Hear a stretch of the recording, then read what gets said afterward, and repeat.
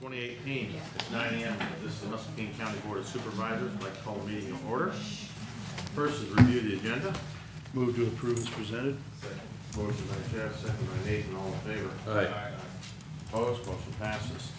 Number 3, receive comments from the public. Is there someone that would like to address the board? If no one would like to, yes? This is for the remodel. We're going to open the public hearing next. Oh, thank you. That's later down. Seeing no one come forward, we'll move on to number 4, which is public hearing on proposed plans, specification, form of contract, and cost estimate for the Muscatine County Courthouse 3rd floor courtroom renovation project. So, maybe Mike, can we give us a brief overview? Yeah. Could you do that, Mike? Public hearing. Comments for and against? Overview. Good morning, thank you for having me again. Mike Nolan with Horizon Architecture. I'm the architect of record on this project. Just to recap, we've been working on this renovation design for about a year, and the initial issues that we were trying to address is the current district court, so the state district courtroom on the 3rd floor. It's not accessible, so we don't have a handicap accessibility issues.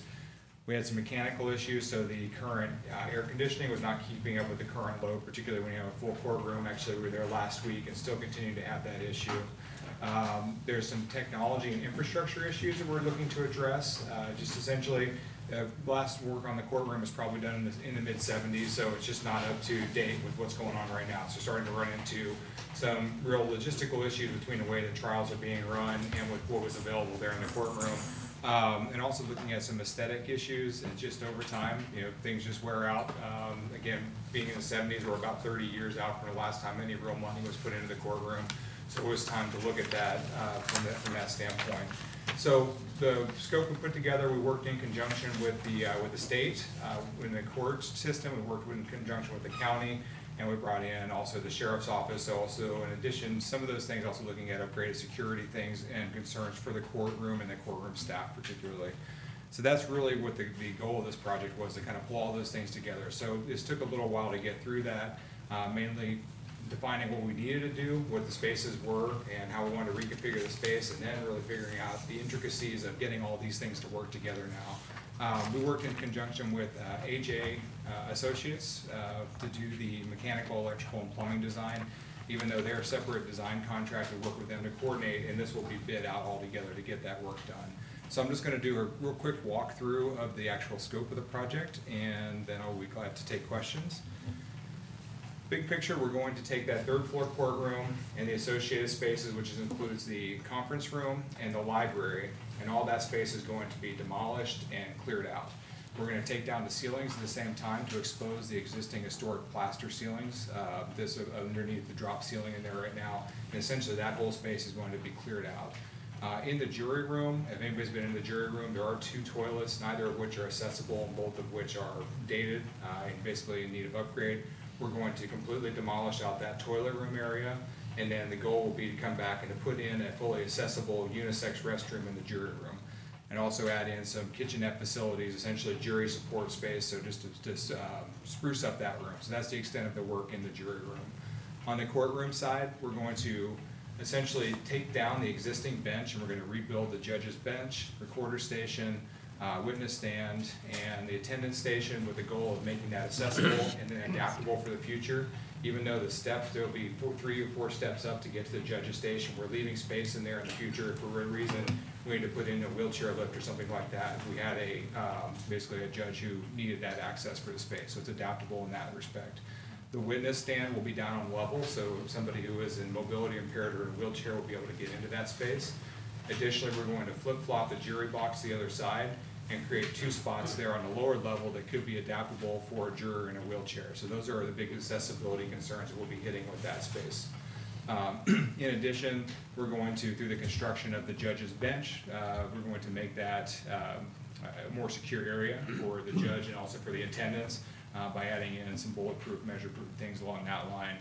They have a few workarounds they're working with right now, but the goal is to expand that for the future. From an audio-visual standpoint, we're going to be adding in a new microphone stations, wireless connections, internet, electric connectivity, everything we currently need. And then also adding in to a new audiovisual closet down on the second floor. We're gonna be adding in conduits for what we don't know about that might be out there next. So the goal is to leave this adaptable and flexible for the future. So if there is something new that comes online, that's gonna be easily upgradable without having to go back and do a major renovation. So that's a lot of the work that we're doing to redo the whole bench there on the front. From the jury side, just upgrading the chairs, the furniture, things along that line. And you'll see on the plans that there's 2 conference rooms. There's what we're calling a large conference room and a small conference room. Both of these, in conjunction with the sheriff, are going to be made into suitable spaces for prisoner holding. Anybody that's been in the spaces now, you'll see if they have prisoners, they're typically back in the unsecured conference room in the back, always with deputies, of course. But if they need to use the restroom facilities, they're having to take them across to the public facilities. So what we wanted to do was provide these 2 spaces, the large conference room, one to meet that requirement with a private restroom, so they could take, if they have a prisoner or somebody, they could take them directly in there without having to go to the public for security concerns. Also make that large enough that we could hold 12 people to be a second jury. It's not very common that there would be a 2-jury trial, but it is something that happens. We don't necessarily have the capacity right now, and that would be a space. You'll see that we're adding an entrance off of the rotunda that could serve both of the courtrooms up on the 3rd floor.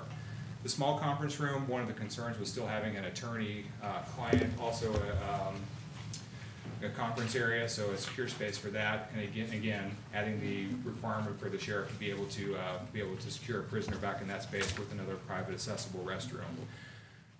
Other features we've added to that is we're going to do an electronic locking system for all of the exterior doors. Right now, it's just going to be more for securing the courtroom and the hours when it's not in use, but it is also going to have the expandability and flexibility to upgrade in the future as need be to whatever type of a system we would need in place to either to secure those doors or lock those doors from inside or outside the courtroom. We don't know right now. It's just more or less replacing the county purge and having to go and replace that. But again, adding in the future flexibility of electronic strikes for those exterior doors. From a mechanical and electrical perspective, we'll be upgrading electric. We're adding in the plumbing for those new toilet restroom facilities. In addition, you can see for anybody who's reading technical plans, right now there's 2 fan coil units that are down at floor level, which are all that's kicking cold air into that courtroom. We're going to go up above on the ceiling, and we're going to drop air down from above. So upgrade the systems, get more, basically leveraging the geothermal system to get the cooling into that space that we need all the way around. From an aesthetic standpoint, we're going to take a lot of the historic and the decorative woodwork is in there, preserve as much of that as we can, and then mimic that all the way around the courtrooms and trying to bring that back to a little more of what the original is. Right now, there's kind of a hodgepodge of different areas where things have been done to make it functional, but we're going to try and take down and match all the woodwork. Like on the windows between the rotunda and the jury box is one place I point out where they put the panels back there. It's pretty close, but not quite. What we want to do is match finishes all the way around, get all the woodwork back to the same way it was originally. The plaster ceilings up above, we had a chance to hop up there. I don't know why they covered them up, but there's this a beautiful historic plaster coffer and beam setup. We're going to be working with Chicago Ornamental Plastering, which is one of the expert plaster restoration services. If you look on their website, they're the place to go to. They're going to be doing a full restoration of all that plaster work up there. In addition, going out into the rotunda, we're going to be working with DePrado Regali Studios, which is a paint restoration. They're going to be doing some work to clean the rotunda, to touch up the paint there. We're going to look at adding some additional lighting just to highlight that. And then we're also going to be taking the lower rail on around the court, or the center, and bringing that up to a 44-inch height, which is going to be current code requirements for a guardrail, a little bit low right now. So they're just some of the additional things that are working outside. Without going in depth into every single thing we're doing, you can see there's a lot of moving parts and a lot of things going on there. So the opinion of probable costs, which we've been provided for comment here, essentially we're looking at a total project of somewhere in the realm of $900,000 to $950,000, and you can see where that's broken out is about, I would say half of that work is going to be into the restoration and into the upgrade of the spaces. The other quarters are broken out into the audio visual, so bringing up the technology to a level, and then a quarter about for the mechanical system upgrades on that. What was that about again? So the actual number is $921,725 is what I'm looking at for an opinion of probable cost at this point before we go to bid. Can you furnish us maybe with a little more detail to the breakout on that? You've got it all It's in your, combined. it's in your And- packet. I've got that. That's not very detailed. Absolutely, if you'd like Yeah, more I would detail. like to see it, because that's a substantial amount of money, and I'm curious as to where it's all gonna break out in there. It might be a situation, once we get to that point, that, you know, we may wanna schedule or something like that, depending on how we wanna handle the costs. So I just wanna get an idea of what we're paying for with each one of those. I like the proposal. I particularly like the work and hard effort you put into trying to keep the aesthetics the same as we have, so that it works with the whole building and the, you know, the age of it and so forth, so. And Mike, also, it's my understanding that you're recommending that you've gone out with others and done some review and interview with this Chicago Ornamental Plaster, I think you called it, and then the paint restoration company, and that these are people that are capable of doing a proper historic preservation of this type of. Absolutely. So plaster restoration particularly is a little bit of a lost art. So this is the way we are recommending the county proceed with this, is the majority of the work you'll see, which is the general conditions, demolition, interior finish, trim and case work, mechanical, electrical, and plumbing, that be awarded under one contract to a general contractor. For the plaster restoration, the paint, since these are specialized services, we're going to award those under a service contract. And then for the audio-visual, we're gonna work with the audio-visual service provider to the county work. So those pieces will be kind of contracted separately from a scope standpoint. It's our opinion, after going out and looking, and particularly having plaster work done, is that to get the level and quality that's gonna be required by this project, it makes more sense to bid that under a service contract versus making that part of the general contract. Then we have a lot more control over exactly what we're gonna get, and we won't have any real questions over the quality. Yeah, I know this board, when we did some other work in the building, and we had some, I think it was dental or some egg and dart downstairs we had to replace, and it was just not a good situation. It didn't, whoever did it was not as capable as they should have been, and I think that if you have somebody that we've actually gone out and vetted a little bit, I feel a lot better, because you'd hate to go in and do work and have it be substandard on that building. Absolutely. And DePrado Regali did come out and did a test patch and looked at before they just put together this proposal, they have been to the Rotunda, they did a small test patch just to determine what the best approach is. We kind of met on a middle ground. There was a much more costly approach where they could have redone all of the figures on canvas and then applied those, which is the way it's typically done. Based off of the condition, it's in very good shape. We didn't think that was necessarily the best approach right now. We didn't need to do that. So essentially, this is a kind of a middle ground to restore that in place and clean up, and then do the best, if you will, bang for the buck. So getting some lighting and things like that to really kind of call that out into the kind of the great space that we have in the courthouse. Mike, a couple questions on the layout you've got here. Where do you anticipate the location for showing visual materials either to the judge or jury being on this? It's a great question. If you have you guys probably just have the condensed, but if you look on the opposite wall from a large conference room, directly opposite of the jury, we're gonna do a ceiling mounted projector, and then there's the largest projector screen that we can find will be on that wall, so that's gonna drop down. So that's good line of sight, talking with Judge Rydell, talking with the attorneys, and then talking with the jury. Great space there. From a audio standpoint, one of the concerns is the acoustics in the room right now, being able to hear. So we work closely with the FSS Electronics to specify a speaker system and layout that's going to get the voice enunciation exactly where it needs to be. So right over top of the jury box, over top of the bench, and then have that in the gallery. So that's, we work pretty hard on that. That's a great question. So you're talking about just behind the right counsel table? That's correct. So I guess from that, and this is probably unavoidable to a certain extent, but it looks like a large portion of the gallery would be unable to see that. Based on the conference room wall there. I think that if you have somebody who's in the far back corner of the gallery, that's true. They may not be able to have a great line of that. We looked at one option would be to add a separate screen or a monitor in the back in the gallery. We kind of looked at, right now we didn't feel like that was necessarily the best cost, but that's something that certainly if we needed to come back and add something in the future, maybe a monitor along that same If you're looking on the plan north-south, that wall between the small conference and the gallery, we did discuss potentially putting a small monitor on that wall, and I think that's something we could easily come back and do in retrofit in the future if that turned out to be an issue. The other thought I have is there seems to be a lot of dead space behind the council tables before the gallery starts. I don't have any idea of how many feet that is, but your thought is just leaving that empty. This is based off of, I used a couple, in conjunction with our conversation, also used the GSA's District Court Planning Guide.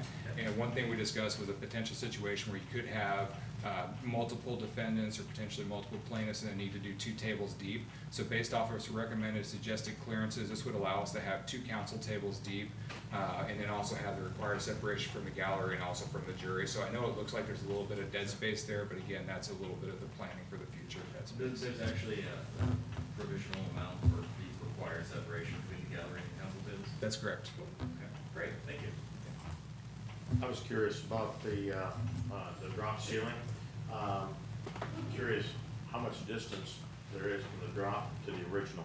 It's only about 18 inches at the most, and that's the top of the copper. That was one of the questions we looked at, is are we gonna take this space and make it absolutely cavernous? And you by the time you get done moving, and I did break one of the tiles, but Oscar gave me a buy on it, to get the tiles underneath, there's just about enough room to poke your head up and look underneath. I do have some photos of that if you're interested. I'd be glad to share that along with the cost breakout. I'm just curious how high that original ceiling was. I think the total is 18 feet 9 inches to the top of the copper, and it's about a foot deep for the beams.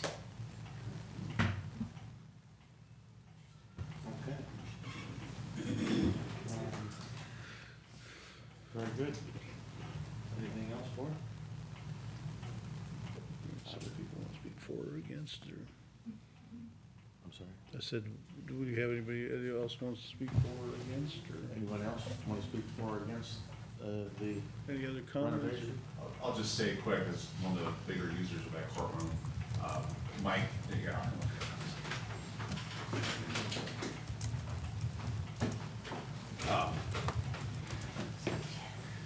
For people at home, Alan Ostergren, I'm the county attorney. Mike's worked really hard on this. It's gonna make the courtroom much better for conducting serious trials, the kind of room that we want for the kind of decisions that are getting made in that room. I think the accessibility issues are really good that we're addressing. The audio visual is a big part of that. When we talked about the wheelchair access is kind of like the first thing you think about for accessibility, but also having a better sound system in there is an important accessibility thing. It's very hard to hear in that room with a high ceiling, and we kind of get that compound effect of the heating and air conditioning, or the air conditioning especially, can't keep up with the number of people in the room, and so you have the ceiling fans on, and so you have all that white noise in the background, and then you're trying to speak up, especially when you have child witnesses and things like that. Getting to a point where we can put a microphone on somebody and everyone can hear what's going on is going to be really important. So I really think a lot of thought has gone into this. We've had several meetings. It's going to be way more secure. Also, the issue of having the conference room with a separate restroom for prisoners when we're doing a criminal calendar over there. There's something about going from the jail to the courthouse that makes everyone have to go to the bathroom like 3 or 4 times an hour. And so having a bathroom that's secure is going to be a big deal. So, and we've really thought through how we can use this space, that if we do have some sort of security emergency during a trial, we can lock that room down, we can lock the jury room down, we can have secure spaces, and so that the professionals can deal with a security incident in a way that we really can't do right now. So I just really want to be complimentary to Mike and the work he's done on this. Very good. Thank you.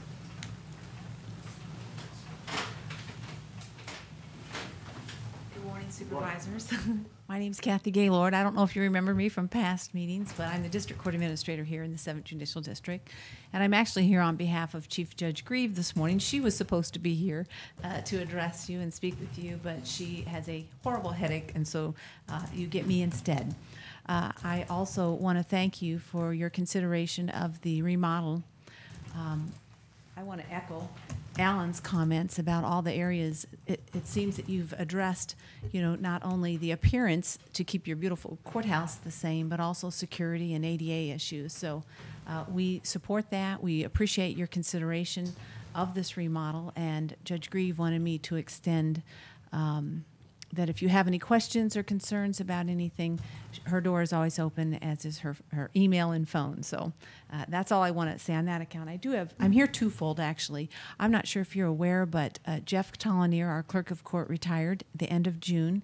And Heidi McDonough is here with me this morning. She is our new clerk of court. And so you may see her face around, and I just wanted you to put a name with a face. So she's here this morning as well. Thank you. Thank you. Thank you. Anyone else want to comment or speak on it? I want to ask Mike another question. Yes, sir. Yeah, Mike, so I could have missed it, but if approval's given, what's the timeline for starting and ending the work?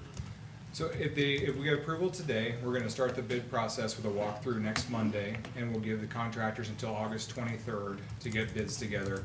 August 27th, when I'll be back in front of you to make a recommendation, and that would be the bid for the general contract. So that would be just a portion of this work. And then, as we've discussed, I'll also bring in the breakouts. I'll provide that information for you, but I have the proposals from the other, the service contracts as well, which we'd like to execute those at the same time. We would go through the contract cycle, which is typically 2 to 3 weeks, and I think with an authorization to proceed by September 17th, and that's more or less just the administrative portion of getting the contractor to get the contract with the county together. A lot of contracts going here. From that point, we're gonna have the contractor put together their schedule of the work and figure out what their kind of timeline is from start to finish. And then we need to work with Heidi to schedule that courtroom downtime. So there is a little bit more time with that. My anticipation for the time frame to get that worked out and get started, probably also based off of where most contractors, I would guess, are with their work cycle right now, is I wouldn't expect work to start until the end of the fourth quarter.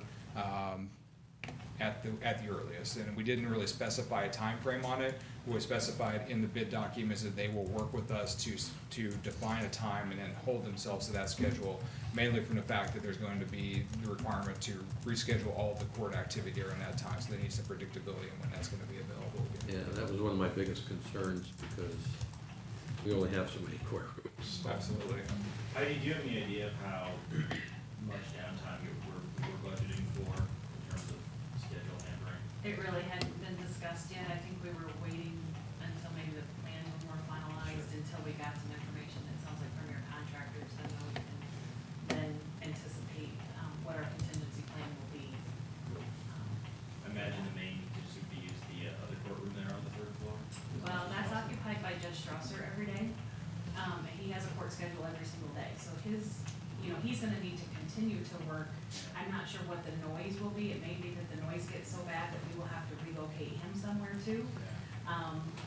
Judge Rydell and I have spoken very briefly that we may have to find an off-site location to hold some court, and that will take a lot more planning to get our computers and our technology set up at wherever that off-site location may be. So I think at this point, we've got kind of a big picture idea as to what may need to happen, but until we have some more details, we are just kind of waiting until we can know those, until we can make that contingency. Yeah, I think we know from experience the construction of that building, and that it'll be a pretty aggressive, noisy process to get the demolition done at least.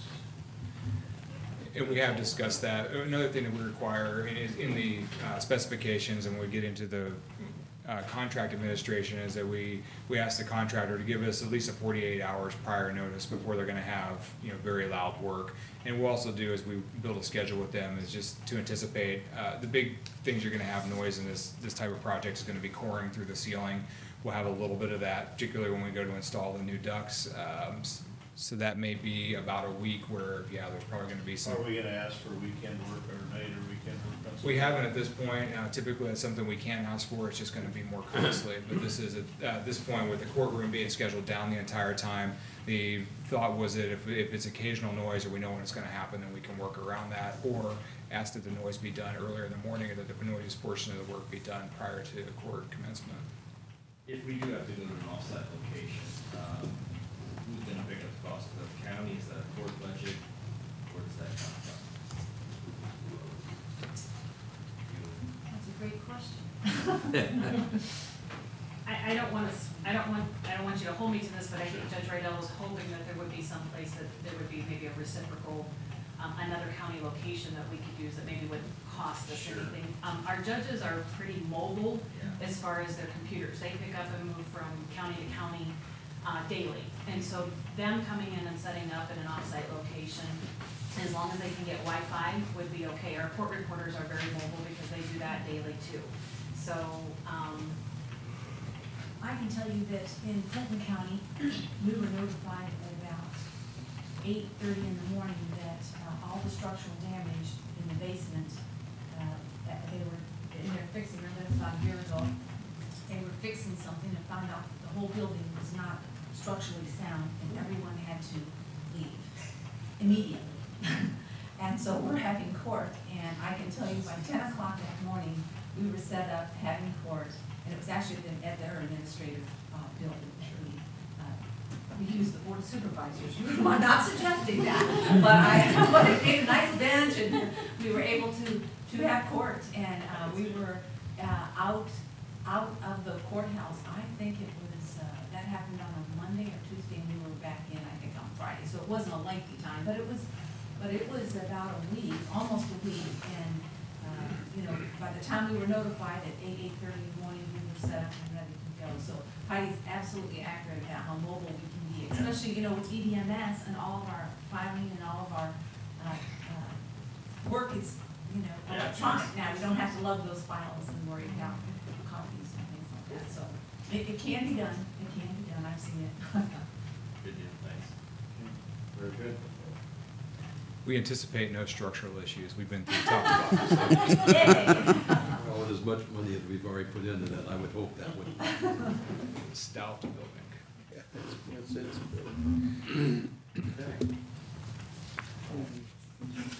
well, I make a motion that we close the public hearing if nobody else is. A second. Motion by Jeff, second by Bob, to close the public hearing. This is roll call vote. Jeff? Aye. Bob? Aye. Nathan? Aye. Matt? Aye. And I vote aye. Public hearing is closed. Next is discussion of possible action to approve resolution 08061801, approving the plans, specification, form of contract, and cost estimate for the Muscatine County Courthouse third floor courtroom renovation project. I'll move to approve. Motion by Jeff, second by Matt. Any more discussion, board? This is a roll call vote. Jeff? Aye. Matt? Aye. Bob? Aye. Nathan? Aye. And I vote aye. Motion passes. All right. Next, number 5 is items with Mike Nolan, Horizon Architecture. A is action to accept completion of the Muscatine County Community Services exterior window and door replacement project, and to approve Wolf Contracting Inc. pay application number 4 in the amount of $17,035.37. This was, In our packets. yeah, it's in your packet, and it was just the balance on that. Mhm.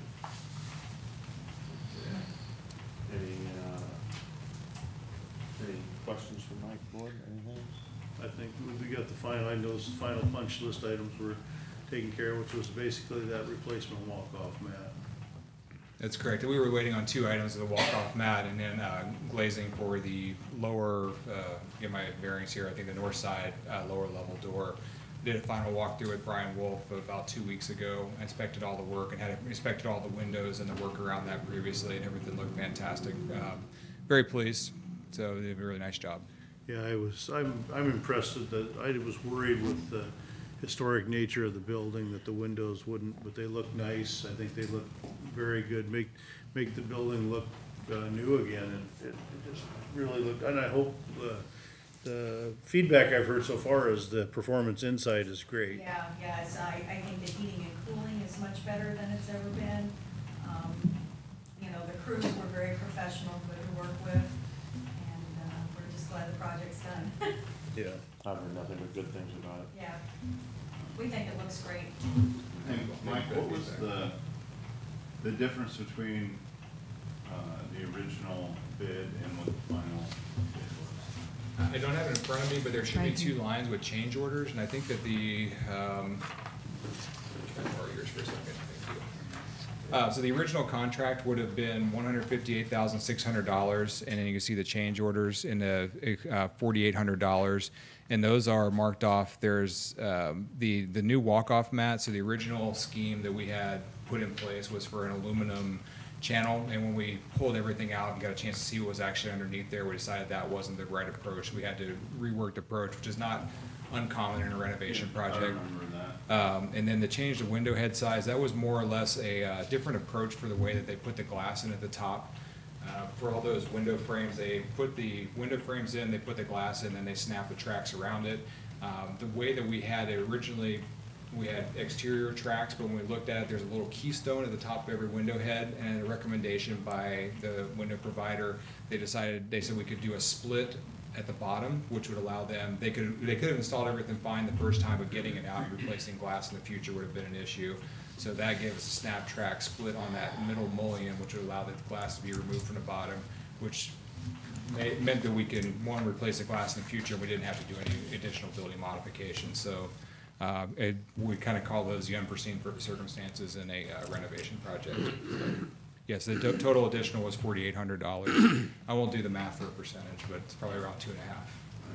I guess on a $160,000 contract. I'll move to approve. Second. Got a motion by Jeff, second by Matt. All in favor? Aye. Opposed? Motion passes. B is discussion and direction on the administration building elevator replacement project with project architect Michael Nolan of Horizon Architecture. What we got here? Okay. So this is with the elevator replacement we've talked about, and we're working on this project. Essentially, as you know, the existing lift in this building, which was added on with the renovation, I think in 1998, essentially it's been a little bit of a maintenance headache and prone to failure. Investigation of it is more of a residential or a limited utility or a limited use type of a lift. So I won't comment on whether it was the appropriate application. Let's just say it's well exceeded its service life, so it's due for replacement. So the approach here is we spoke with 3 manufacturers for elevator equipment. We spoke with Kohn, Otis, and Schumacher to have them look at essentially providing a 2,500 pound, which is a 3-stop elevator equipment replacement for this type of building. 2,500 pounds is all the capacity we would need for this building. So what we wanted to do was go out and look at what their offerings were and then look at the building modification required and make a recommendation. So I'm looking at really two things here. One is going to be a recommendation for the elevator equipment, which would be a single contract, and then we're going to do a separate bid. We're going to do a invitation bid for the work to modify the building to accommodate the elevator, the new elevator. So let me start with the equipment. So of the 3 options out there, Kone provided what they called a mechanical, or basically it's a gearless traction elevator, which is a very nice technology, which would not require much modification overall to the machine room or to the bottom of the pit. However, that is also the most expensive option and what I would call probably a little overkill for the situation. I think their bid was somewhere around $125,000. We looked at an Otis, which is a holeless hydraulic elevator, which again is a very good option.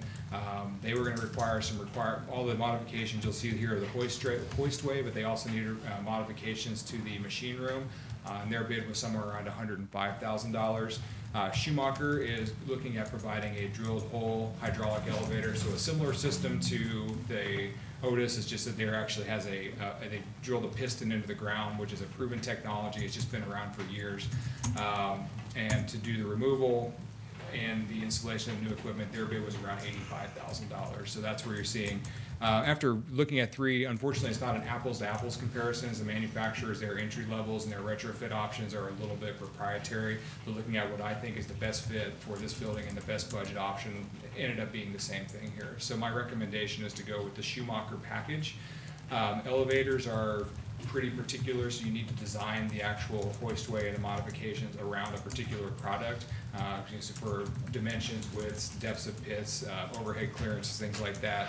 So what you'll see is the other portion of this work is a modification to the hoistway to accommodate the Schumacher elevator. So we would ask if it makes sense, we'd look for approval of the Schumacher as our vendor, so we could get moving with them to get equipment ordered, things along that line, and then we would go to a general contractor to do the modifications to the hoistway and provide support for the elevator installation. So this is a two-contract type of a setup here. Big picture on the plans, you can see the hoistway, the overall size and shape was just about right, except for an interior demising wall, which we need to take out and install a new one for the overall width of the elevator. The other thing we need to do is the existing pit is about 13 inches deep and required to have 48 inches deep for the pit. And just for that's basically the area below the elevator, below the bottom stop. So we'll need to demo that out and dig that down and install a new floor. We also need to put a sump pump in for that and then prep that for the installation of the elevator. The other thing we need to do is we need to go up about 2 feet at the top of the elevator to install what they call a hoist beam, which is a beam that they use during the installation of the new cab equipment. So that would require us to pop the top of the elevator shaft a little bit. So that's essentially the work that you're seeing described in the plans here for construction. All 3 elevators would require a new pit and a hoist, or the elevator to the top of the hoistway. So the building modification, the extent of that would be similar for each one. The difference is for the Otis, which is again a little more expensive, is that we would have to extend the machine room as well. The Schumacher was okay with the machine room the size it is right now. Like in terms of energy consumption, obviously the hydraulics tend to be more heavy consumers. Are those, I know it's obviously a very short lift distance, is that, is the energy consumption a factor that would make the more costly options more sensible in the long run? I haven't done the math on that, but I would be very surprised. We're looking at a difference from the top to bottom of around $40,000, even $20,000 between, really for 2 hydraulic options, it's going to be about the same. I would think that the energy expenditure, particularly this being a lower use type of an item, is probably not, I can't imagine there's payback in the long run. One thing we have looked at with the current, there's 2 options for the Schumacher is to go with a single phase or a 3-phase power. There's single phase right now, which was provide, I think, up to 85 feet per minute speed. Now you could go up to a 300 feet per minute speed if you go to 3-phase power. At this point, I'm not going to recommend going to 3-phase power to save 10 seconds off an elevator trip. I think that the single phase, if you think floor to floor height's about 10 feet, it's going to take you about 15 seconds to ride up the elevator. I don't think that's too much to ask. So that's, I don't know if that really makes much difference on the power. It's just more or less of the pump capacity. Mike, what's the current elevator in there? Is that hydraulic as well? It's a hydraulic, what they call a Lula, which is a limited use, limited load. So basically, it's more of a residential type of an elevator you would expect to see there. It is I think a single jack hydraulic, or it's a whole different system. That's not, I wouldn't classifying as an elevator is a stretch. So, is there any concerns at all about the depth of required below ground for any hydraulics? Well, if you see, one of the things we're going to do is we're going to deepen the pit from 13 inches down to 48 inches. So we'll do that, and then the elevator manufacturer, part of their installation, they'll come and they'll drill down what they need for the hydraulic jack. See, I really don't have any idea. Could have been there in the past. We get into situations sometimes in this town where they go to drill holes for something they can't. Mm-hmm. They run into, situations below ground that they never anticipated. So yeah, does a telescoping piston make more sense in that case? And what's the cost differential there? A little less risk, yes, and we're looking at a cost differential of about $20,000 for the elevator equipment.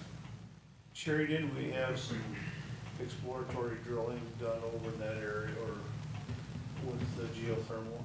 Out in the parking lot, yes. And the results were not good, if I recall. Well, I think they ran into a vehicle engine and some strange things that had been apparently, dumped in a whole foundation to fill it in. So I mean, where this building sits, I don't think is. Was that addition to this building, or was that part of the original structure? That was an addition. This was I an don't, that's addition. one old wheel thing. But they would have put pilings or footings or something down, so they've probably been that deep.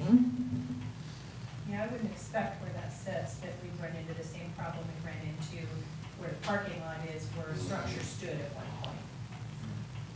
Yeah, we give up And you on never that. know, but I wouldn't expect there to be an issue there. Well, all the fill that has been put in throughout this, I'll say Riverbank. I mean, I think we all understand that you could run into literally anything. But Well, I guess my question is, if you run into an issue, is it an easy fix to just Just go the one. other route, or? Yes, so we'll have the hoistway will be sized appropriately, so they're fairly close. I think we would know around that time if there's going to be an issue. Now, the depth they're gonna need to drill is only about 20 feet, so it's not that deep a hole. But yes, if there's junk or debris at the surface, that could certainly become an issue. I can ask that question back to the manufacturer, and I think Schumacher probably has a holeless hydraulic option, which is just gonna be a similar cost to an Otis, so. So that would be the backup plan if we have a problem. We could go to a holeless, and the question I'd have was interchangeable, would we be looking at a new purchase or have to do something there? Let me ask and see if that's something that would just change. I'm thinking the cab and certain portions of the infrastructure, the rails, things like that would probably be the same. I don't know about the jack itself, so it's a question I can ask. Well, like, Sherry kind of inferred, we just had to stop out back here. That was it. That issue, couldn't get her done. Yeah. So you don't know what you're gonna run into.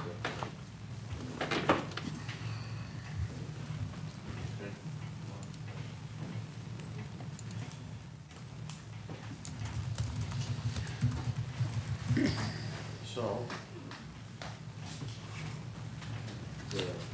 So what was I don't have in front of me, what was the total cost? It was 85 plus 85. another 45, was it?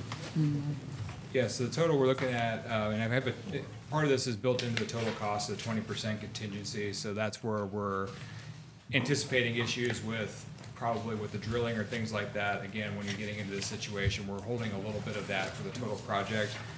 For the elevator equipment is $86,842, and then the general contractor scope is somewhere in the, have $57,500 roughly put in for that, just anticipating primarily there's not that big a space they're working on, but as we figured out over with the jail, we're gonna have to break out concrete, hand dig down that pit, so there's a lot of work, a lot of dirty work done with that. So total, I would ask the county or recommend as a whole $173,210.40. Of that is $30,000 worth of contingency. One question I'll ask is what the change would be to, if we encountered an issue to go to a holeless system versus the hold hydraulic. So that I think we're probably still within that ballpark for the overall, but that would help cover that contingency issue. Sherry, that fit within our budget dollars for this project? Seems it's a little high. Well, this isn't a project we have included in our budget, but we do have, money set aside in building maintenance and repair fund that can easily handle this project, so. Refresh my memory here, so we're having issues with our current elevator. Yes, Multiple times a day, right? yes. But that's what it was, yeah. What would be the timeframe of this project, you know? Talking to the elevator equipment manufacturer, the earliest they'd be able to do this would probably be mid-November. And one of the first things we looked at was what possible to rush this contract and get the elevator in place before early voting. And that was just not gonna be an option. So we're gonna hold this at least until after the election. But probably most likely or a November timeframe. So a general contractor, I think that we would not want to do any work on the building until after the election. Leave the existing lift in place with the understanding that once they start work, there will be no lift at all. So something that's broken and has to be reset if it still works might be preferable to having nothing there. Just from talking to the auditor about the potential of setting up a accessible voting or another location, it just seemed the most feasible thing to do is work with what we have, status quo, and then replace it as soon as we get done with the elections. Yeah. Makes sense.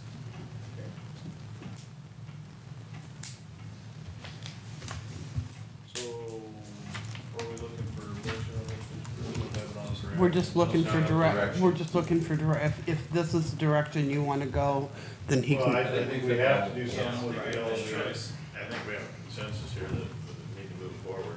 Yeah. So, with that, that's the direction we need to go. Yep.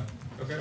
So next steps is I'm not sure we need to do how it works, but I would take, my next step would be to take this and do the, essentially invitation to go out to 3 contractors, known quantity, and get their bids for the general contractor portion of the work. Would you like me to come back with a total package cost at that time for approval, or how would you like to proceed? So I know. I think I would. Okay. And you're gonna have the change order at that time too for the elevator? Or an estimate of what would take, you know, if that, If we can't get, drill. Yes. we'll know what that would be, so we set aside the proper dollars. Absolutely. I'll talk to Schumacher about that, and if for whatever reason, if their number comes back higher, then we can make a trade-off of whether it's worth accepting the risk of potentially having issues with excavation, or just going with one we know is not gonna require the excavation. And I'll have that information for you. Cause their costs included drilling that hole, right? That's correct. So I asked all 3 of the Cone, Otis, and Schumacher to provide us a bid to demolish the existing equipment and clear the hoistway and then install their new equipment. So that's a total cost for demolish and removal of current equipment and install without moving the dirt. That's the general contractor's requirement. So. Okay. Very good. Thank you. Number 6, discussion of possible action authorizing the chair to execute a memorandum of understanding for the FFY 2018 Justice Assistant Grant Direct Award in the amount of $6,962.40 with Chief Deputy Sheriff Artis Slight. Morning, Artis. Good morning, guys. So we've done this JAG equipment grant several years now. It's a grant that is shared with the Muscatine Police Department, the Muscatine County Drug Task Force, and the County Sheriff's Office for a total grant amount of $17,406. 20% of that removed for the task force, $3,481.20, and that leaves $69,6240 for both the Muscatine County Sheriff's Office and the Muscatine Police Department to purchase equipment needed by the agency. Just looking for your approval this morning to go ahead and sign the memorandum of understanding. The original is here in the building someplace. Second. I've got a motion by Nathan, a second by Bob. All in favor? Aye. Opposed? Motion passes. Thank you, Art. Number 7, direction and possible action to approve the Nichols Commercial Historic District National Register nomination, HRDP grant proposal from Price Preservation Research for the Historic Preservation Commission member, Lynn Pruitt. Morning, Lynn. Good morning. A few weeks ago, you approved the grant that we had received from the state in the amount of $5,500 for this project. We now have the consultant's proposal here for your consideration from Price Preservation Research. Total cost would be $7,433. The difference between those two numbers, the grant and that, was a little over around $2,000, and we are hoping to pick that up through our Friends group. We've set up a Friends of Historic Nichols group, and we'll be working with that group to try to solicit some local funds to make up the cost share portion. So we'd like, if you have any questions first, I'll give you all one of my Friends brochures if you like.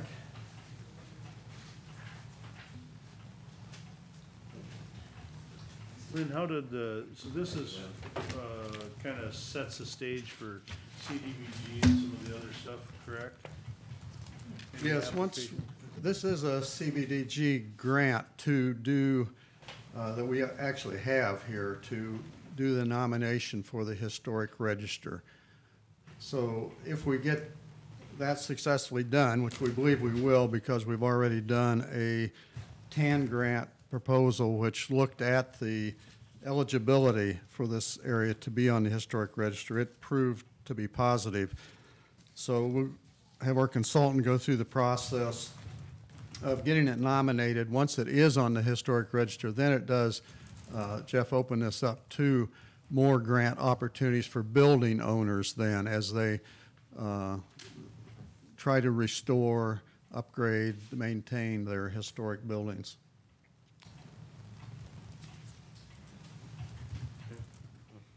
Getting a lot of interest, Lynn, or? I've sent out letters to the property owners some time ago on this project, and a few of them came back to me with positive input. I've got a group put together of about 4 or 5, well, myself, 5 people who will be working on this Friends group to solicit funds, and I've got an indication that there are some of the old timers are willing to participate in this, so Wonderful. I think we'll be okay. Good. But I'd move to approve. I'll second. I've got a motion by Jeff and second by Bob. All in favor? Aye. Opposed? Motion passes. Very good. Thank you.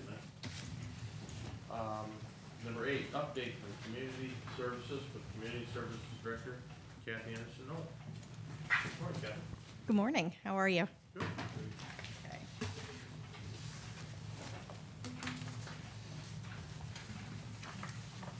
You have in your packet monthly report from me, and just to review our financials, how we ended up at the end of fiscal year 18 for mental health, total mental health expenditures. We were at 87.15%.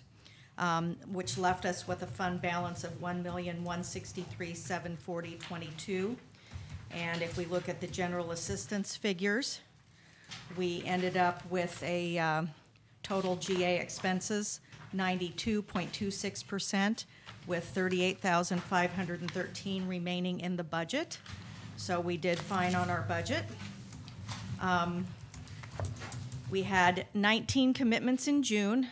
10 were mental health, 5 were substance abuse, and 3 were duals. We had one 48-hour hold. And of those 19, 7 were hospitalized out of region. So 3 of those commitments were filed in Johnson County, and those folks went to the university. 2 went to St. Luke's, which, even though it's out of region, it's still, fairly close within the region. 2 went to the VA in Iowa City. So we didn't have anybody in June that went clear across the state, which is good news because that saves us money in transportation. I met with my Community Services Advisory Committee on 7/18. We have 7 members in that committee, and basically we review our budget and they just provide some input. We have 2 members that sit on the Regional Advisory Committee and the Regional Governing Board. So my next monthly meeting with the crisis services staff from Robert Young, who work in Muscatine, is August 14th. I also met with Tanya Deal from Vera French, the ACT team. And ACT is a service through Senate or House File 2456 that's going to be a required core service in the region now. And Vera French provides that service in the Quad Cities. And they received one of the one-time funding grants from the region to expand services into all 5 counties. So they look to be up and running in Muscatine in October. And we've already identified several people that we'd like to make referrals for this program. The prescriber bridge appointments at Trinity Robert Young at 1616 Cedar became available in mid-June, and these have been utilized in Muscatine already.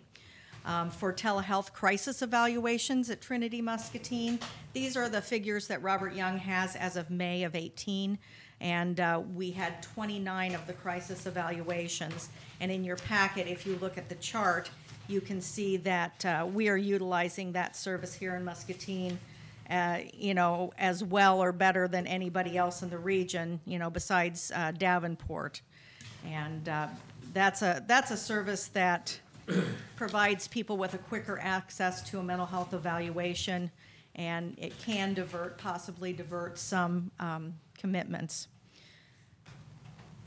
Nathan and I presented at the Muscatine County Health Association meeting last week. We talked about how House File 2456 and Senate File 504 has been affecting services in the region. And, you know, if you recall, Senate File 504 is the one that required we spend down our fund balance. House File 2456 is the one that implemented an array of new core services that the regions are required to provide. So, you know, we're doing the bounce effect here. You know, regions had planned, tried to make planful plans to spend their fund balance in an orderly way that provides good services, and then all of a sudden we get this new legislation that says, oh, by the way, you're going to have to fund these additional core services. So when we talk about fund balance, we're going to be expecting to draw down from the region for fiscal year 19. A proposal was shared at last month's governing board meeting, and Nathan and I have a work session with the governing board this afternoon. We've been, you know, communicating with Sherry about this drawdown, and I believe in your packet she's included a bar graph that shows where our funds are going to be. Our beginning fund balance, as I said, was at 1.1 and change, and our FY19 expenditures are 1.6 million. So that creates a deficit of a little over $500,000 for FY19. But, you know, based on our budgeting expenditures, we've been averaging for FY18, we averaged about $130,000 a month. If we base on our budget for FY19, that comes out to about $140,000 a month. So we would need to request money to cover expenses, and Sherry's projections show that we probably need to make that request in probably September or October. And so we'll be working with Sherry and working with the region to make that request to draw down funds. So our intent will be to keep our fund balance around roughly 20%. Below 20% if we can. You wanna keep it below 20? 20 is the number, right? 20 is the number. Why would we keep it at 20? Yeah. Draw down region dollars to ours to 20%. Right.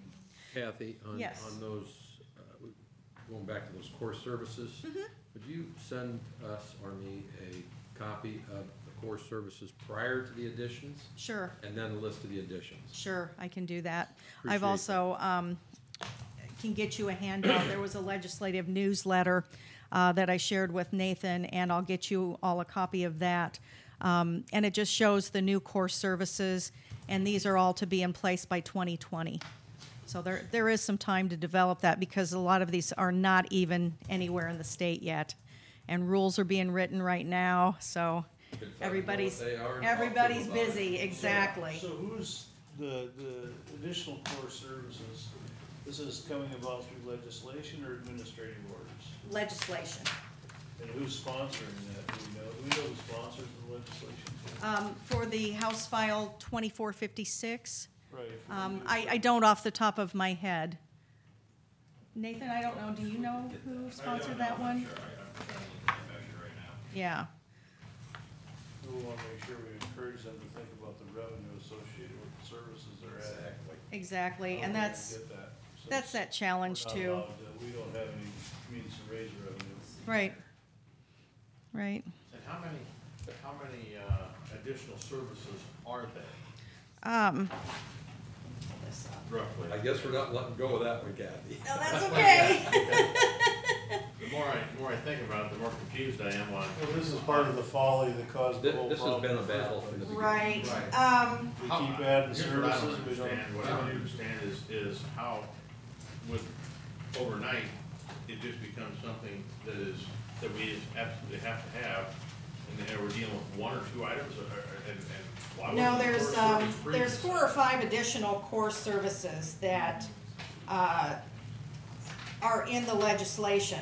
The ACT was one of them. You know, ACT is one of them, access centers, crisis stabilization, residential and community-based crisis Could stabilization. you explain the ACTs? Yeah, okay.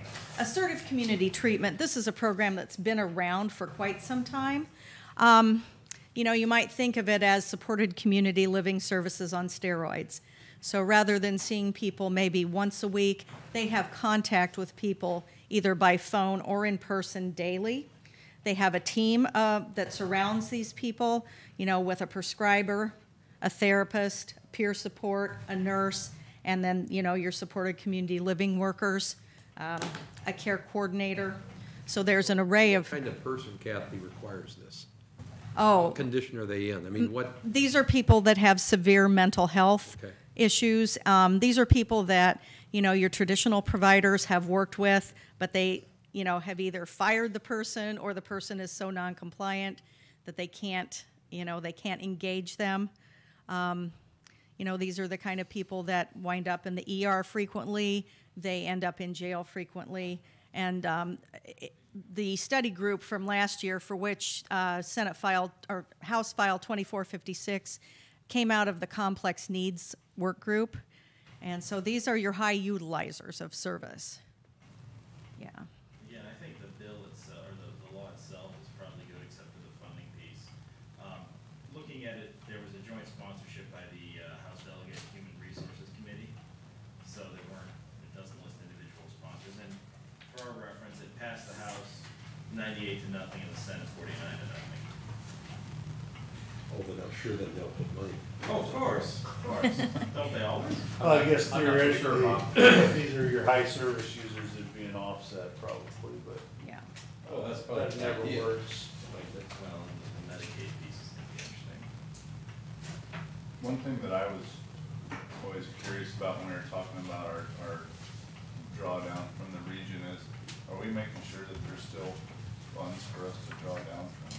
Right now there are. Well, I know, Yeah, but so- we haven't been yet, so when we get there is what I'm talking about, because Well, there will be, you know, because we need to do this sooner rather than later. We are gonna be the next. We'll be the district next that needs county. to draw down. As I said in a previous meeting, Clinton already made a request to withdraw its whole yearly shot of over $1 million. We said, hold on, Tiger, and gave them quarters worth, so about 340,000, something like that. We are currently developing a policy, and that's part of what this work session is about this afternoon, to govern how, why, and when it's appropriate for counties to withdraw down. My goal is to make sure that the money that we've been looking to recoup will still be there, and we don't let somebody else hijack it all right away. look at like a drawdown on a quarterly basis, or? That's what. Well, you know, that's what they're discussing. Established policy. You know, we said, hey, we're not comfortable giving Clinton a whole, you know, huge amount of money right away. We recognize that they're gonna go, you know, belly up without it. And that was always the intent, is to have the regions such as us and Clinton draw, or the counties draw down. But in lieu of a policy that kind of governs how we would like to handle that, we said, here's a, you know, a shot in the arm to keep you afloat for a little while while we figure this out. But yeah, my goal is absolutely to make sure, because I don't know if I'm just being paranoid or if I detected a little bit of cynicism in the draft policy we were given. But I wanna absolutely make certain that the money we put in is there for us to take out. Well, Every and time we talk about this, that's the first thing that Yeah. goes through my mind. Absolutely. the draft policy is in your packet under my So report. I would want you to consider something in your draft policy to look at the current levy rates and make sure that, you know, the drawdown wouldn't be option if you weren't levying at the current maximum. No, the problem for us is that we're not. Well, yeah, So after we get our money out, let's close the barn door. I think that's what But caused that's the the problem. idea of it, yeah. That's Well, what caused the problem, that's what we need to do is stop that from happening I again. mean, we're trying to clean up the legislature's mistakes in the last 20 years, so. Yeah. You know, if you look at the draft policy under number 3, an ad needed request of equity may be accomplished through a one-time request of available resources through the fiscal agent. And then if you look at number 4, if the fiscal agent fund is not able to fund the request, then the analysis of fund balance by individual county will be completed and requested funds will be drawn down to the fiscal agent and then distributed to the county. So what that means is those counties that, you know, have money will be Yeah. required to put money into the fiscal agent fund to distribute to the counties that need money. And that's where when I read that, I said, well, first I asked for an explanation to make sure I was reading it correctly, and then I said, we need to put the brakes on this, because if somebody asks for money and it's not in the budget already, or not in the region's fund, I'm not interested in Muscatine or any other county having to fund another, basically invading the other counties in order to fund one region's drawdown. The drawdown should only come from from the regional fund, in my mind, be proportionate to the amount that you've kind of paid in contribution to that balance. I don't want anybody poaching anybody else's preserves. So this will be a work in progress, and we'll report back, Nathan and I will report back to you on the work session this afternoon. Yeah. Okay. We did also, moving on from that, do you have any more questions about that you think we can answer today? Because, again, it's a work in progress. We're going to be working closely with Sherry on recommendations, and it looks like we're going to be making that request probably September, October, because we're going to need the money in December. It's the slowest game of chicken you've ever seen. Yeah. How come we're not asking for it now? Oh, we could ask for it at the August meeting if you want to direct us to But do that. Until a policy is made, Ask for a quarter of it, and say we'll be back asking for the other quarter later. Okay, well, we can make that request. Yeah. Just I'll in work with case. Sherry and we'll put that together for the August meeting. I think the longer we drag our feet, the less We can all likely the chance of getting our money back. I think you're right. Yeah, the longer you put it off, it disappears. Okay. All right, we'll do that. Well, the other thing is tells them, it sends a message that we're watching. All right. That's it. Okay, so, Set the precedence, given a quarter, so we request our quarter. Say, this is what our anticipated need for the year is gonna be 800,000, we want 200 now. So, and we'll be back in a couple of months. well, we can set up and say we're gonna need this quarterly, or maybe we ask for 200 now and I the put rest total- before. Total estimated need out there and say, we can request funding as a quarter of it now. Yeah, I think filing the quarter precedent makes it harder to object to. Yeah. The way I look at it is they don't hesitate to ask for it, so Yeah. let's not hesitate to ask for it back. Good. Okay. 2 million to get back. No one's getting all that money back. Continuing on, Bitch about it. the management team, the regional management team, met with all the recipients of the one-time funding grants, and we set up expectations for reporting outcomes and signed memorandums of understanding.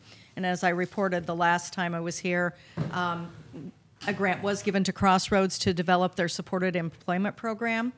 The other grant that will benefit us is the grant that was made to the ACT team to expand services.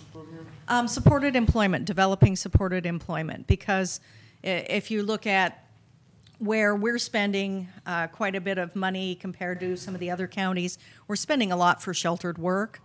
And we currently have one provider doing supported employment, and another would really probably help get people employed in the community. Is Goodwill the other? Goodwill is the other, yes. I'll circulate the Crossroad grant application. Okay. They have, at some point, we all have to come to the realization that we have a certain segment of our supported employment people that will never be placed in Absolutely. normal employment. It's just it's not Right, reality. right. It is not, but, of the, I think there's about maybe 110 folks that are working out at Crossroads. There's probably quite a they're up few a of bit them. Yeah, quite a few of them that could do supported employment. Well, I think if you followed their, I think there were, at one point, a couple hundred people. Oh, yeah, yeah. Their history, and as we've lost taste for support and employment, whatever you want to call it, but, I happen to believe in it. I happen to believe that employment is good for people.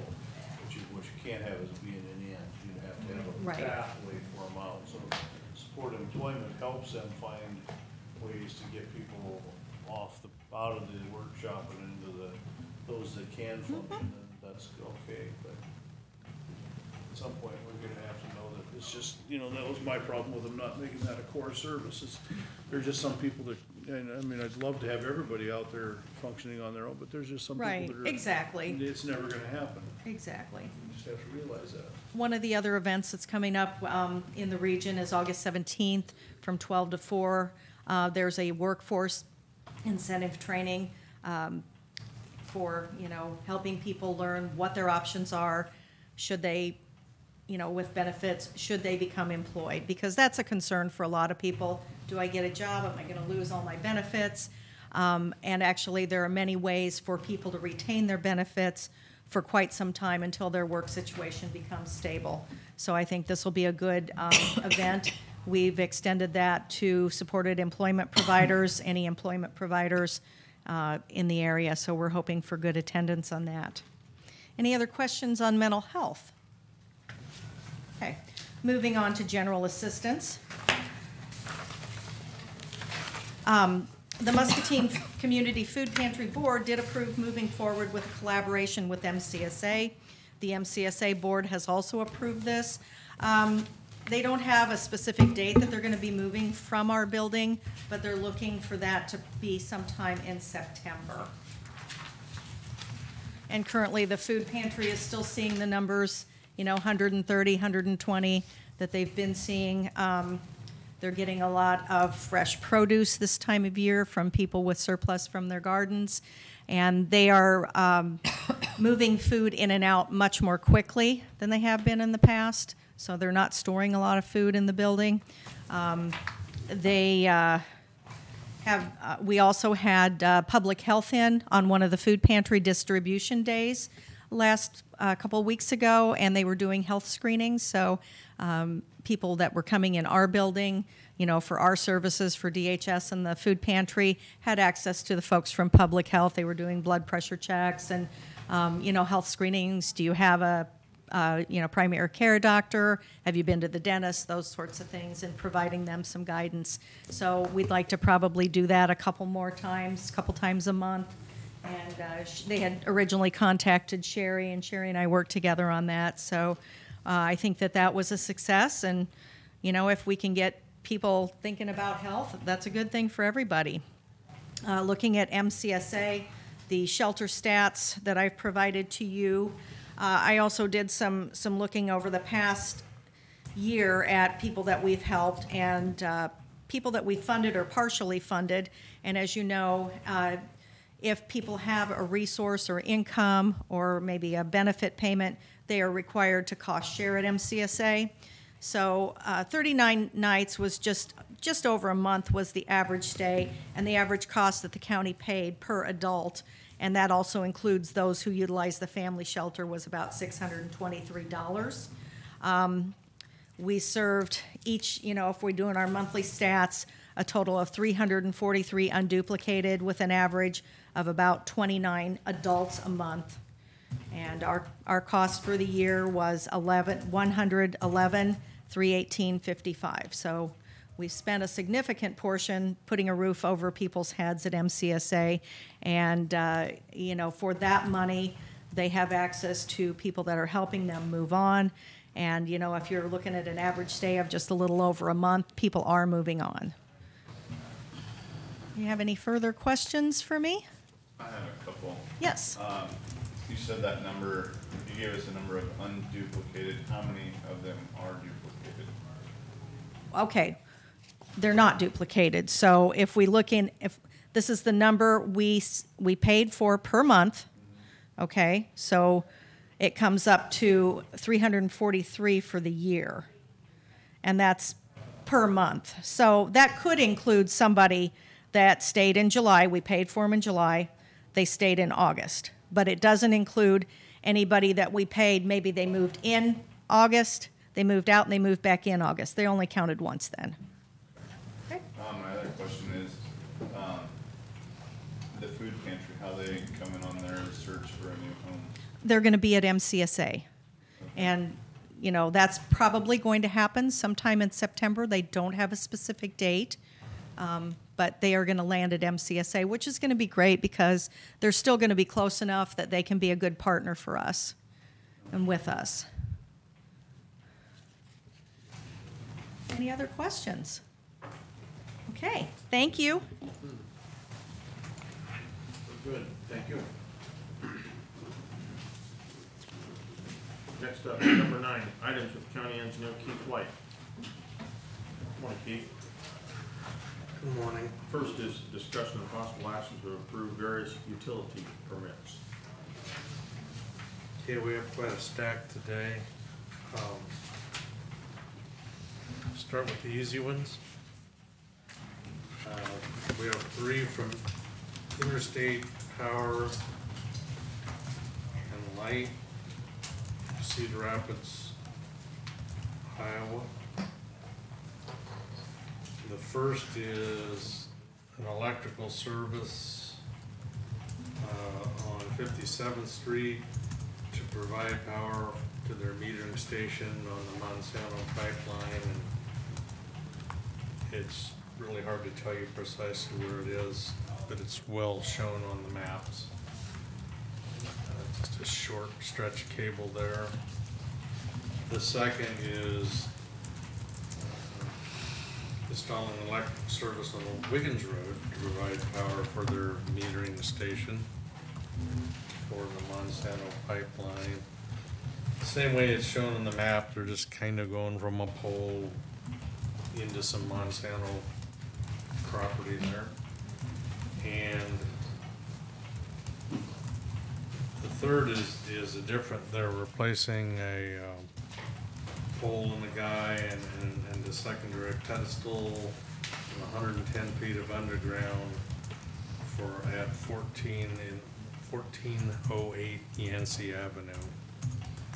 And that's power for CenturyLink's proposed fiber cabinet. So those are the 3 from Interstate Power and Light.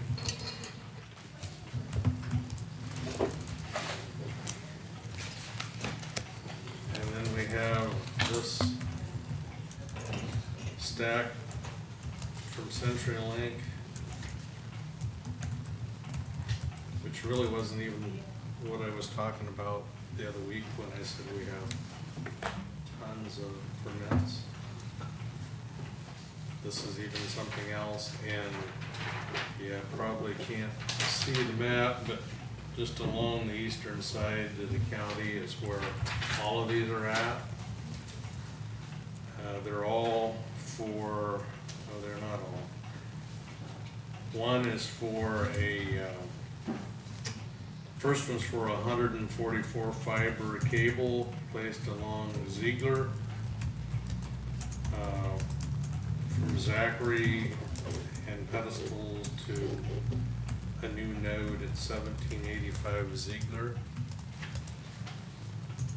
And the second is a 48 fiber cable placed along Yancey from 150th Street down to a new node, the new node at 1408 Yancey. The third one is a 48 fiber cable along 165th Street from Zachary, really all the way back to the west where we dead end. The next one is a 144 fiber cable along 160th Street, starting Main Street in the city of Bluegrass, which I know that's not ours, but coming out along 160th to the intersection with Zachary. And then we have 144 fiber cable placed along Zachary County Road Y36 from 160th, fiber and pedestals near the edge of the right-of-way, basically down to Stagecoach Lane. And the last one is 144 fiber cable along 150th and Telegraph Street from Scott County to a new node at 3713 150th Street. Sullivan. So Keith, CenturyLink following procedures are? Oh, well, they're following the procedures in their permit. And that wasn't, that wasn't our issues the last time. The issue is contractors tearing the hell out of things and leaving Dodge. I guess I need to ask the questions, things changed. Probably not gonna be the same contractor. These people come in from out of state, and they leave, never to be seen again. So, I don't know. I mean, we don't have the staff nor the money to babysit these things. We just don't. And What's your background with interstate? we haven't had any real issues with the interstate. No, okay, cool. Well, so at this juncture, everybody's meeting your procedures? They are. I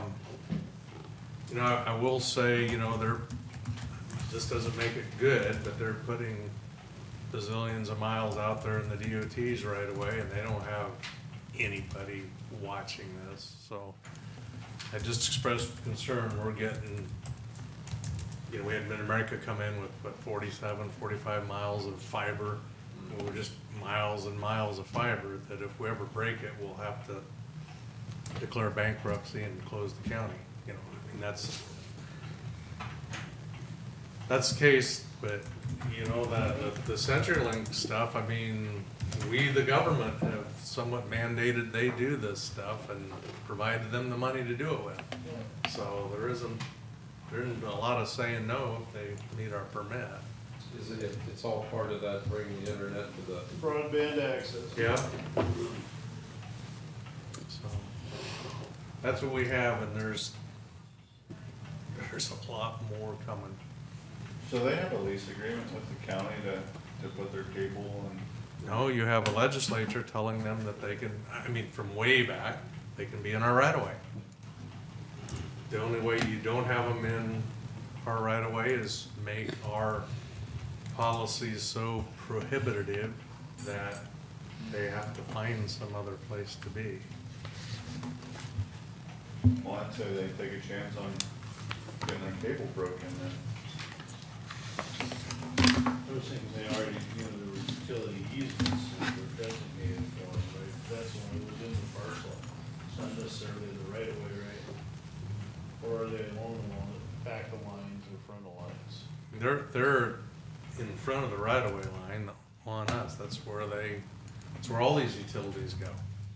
And they probably have easements elsewhere that could be utilized. That's probably not as Correct. easy. Yeah, this is, There's just material going to the ground. How deep is this cable laid in the ground? What it's supposed to be, because we all know that doesn't always happen. I believe it's 30. I'm not gonna quote that without looking.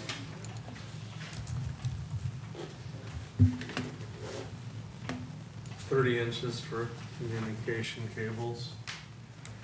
The old school thought, I think, is that, 30 inches, you cut a phone line. Nobody's getting hurt if you cut a phone line, physically hurt. So that's like the least depth of bury. That's the standard that's out there. Some of them theoretically bury their stuff deeper than that. That's what it's supposed to be, 30 inches. I think our deepest is 48 on electrical. So when you talk about their procedures and whatever you have in as ordinance to deal with it, do you want to make any changes to that? You want to tweak that at all? We talked about that the last time this came up. I think until statewide there's some effort, I don't think there's a lot of traction with changing that. I just don't. Till they cause enough headaches statewide. It's always been, the utility permit is sort of a statewide standard. It's sort of negotiated with the utility companies, but it's really a lot governed by what the legislature puts in place, and they have better lobby than we do. So you're suggesting we have no control over our own? I'm saying beyond that, at this point, not a lot. You know, the only thing I've said in the past is, I wish we could keep an eye on them better. That we don't have the time, the staff, the money to do that. I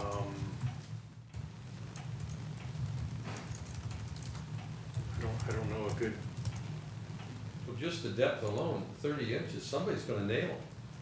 It's gonna happen. That's just not deep enough. So if they don't, And is it really 30? well, that's always been a problem. Average 30. You know, Don't know about the fibers. I said we've encountered copper communication cables just that deep. And we have not paid when we encountered X-ray, it doesn't meet our permit. But we were talking probably hundreds, maybe low thousands is breaking that. We break one of these, we're talking thousands to tens of thousands or more. Yeah, that's what concerns me, and so it's like if you set the precedent, if you don't establish something, I mean, even if it's just a little something, it puts them on notice.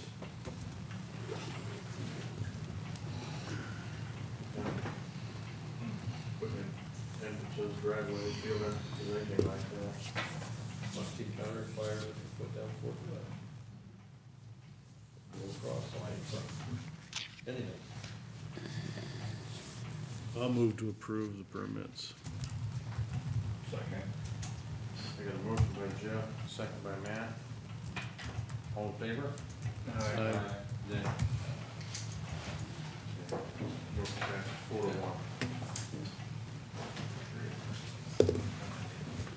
I don't like it either, Bob, but there ain't a whole lot we can do about it. Well, by voting nay, at least now they can put that in the paper, somebody was opposed to it, and the reasons why. Again, you send a message. You're gonna have trouble, and you know you're gonna have trouble. If you decide to bury your head in sand, then you're gonna get stuck with that trouble. And I wouldn't think it maybe was such a big deal, but we got our county engineer up there telling us when you start dealing with fiber optics, now you're starting to talk about tens of thousands of dollars pretty soon. And then I think the statement he made was, it may have been a little bit out there, I don't know, but we'd have to shut down the county, we'd go out of business. So that may be a little bit out there, but maybe a little bit, but the point is, he was trying in turn to make a point that this is an issue, Yeah, a this substantial isn't, issue. this isn't the old wire you go out and take a splice and put on a splice and off they're going. That's not what fiber optic, that's not how you splice a fiber optic cable. You can't do that. No, I want everybody to get it that wants it, but you know what? Let's not put ourselves in a liability situation that doesn't make sense. Somebody's got to push the envelope, or they're not going to do nothing with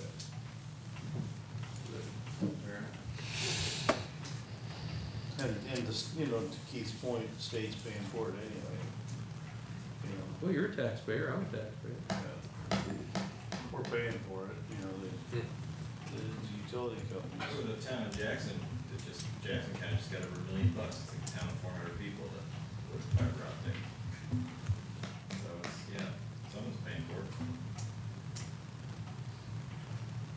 Yeah, the fact of the matter is, if it's 4 inches deep or 48 inches deep, some dirt work is being done, there's always the potential for failure. And to be able to have an individual to shadow the contractor groups to make sure that it's at X, that's difficult to enforce. I had a new gas line put in over at Iowa Avenue. When they put in the sidewalk, they had to put a gas line in because the gas line there, for who knows how many years, was right underneath the sidewalk. They literally poured the concrete over it, which is not legal, by the gas lines, those are supposed to be much deeper. Yeah. All right, let's go to B. Discussion and possible action to approve a contract bond and certificate of insurance for LFM 76-4, 7X-70 for longitudinal subdrains and culvert repairs on G28, which is 231st Street. Yeah, and that's with, we have the contract documents here for Peterson Contractors of Rhinebeck. That we had a letting for here, whatever, about a month ago for $418,933.40. Approved. Second. Motion by Matt, second by Jeff. All in favor? Aye. Opposed? Passes. C is discussion and possible action to award the bid for L M18H1 73/70 thin hot mix asphalt overlay from various roads throughout the county. And this is that paper that you gave us? It is, I don't know if anybody else needs a copy. And LOA was the. I'll move low bid. And I'll second.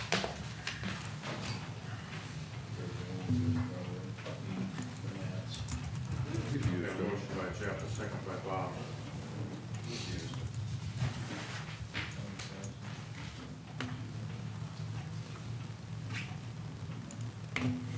Are you satisfied with what you Yeah, see there? absolutely. Okay, I just wanna make sure that this is what. That's fine, before I call for a vote. Motion by Jeff, second by Bob, all in favor? Aye. Opposed? Motion passes. I did want to comment on this a little bit. I'm sorry, Keith? I did want to comment on this a little bit, but hot mix asphalt is getting really expensive again, you know. What drives that? What drives that cost on that? Couple things. One is the price of oil.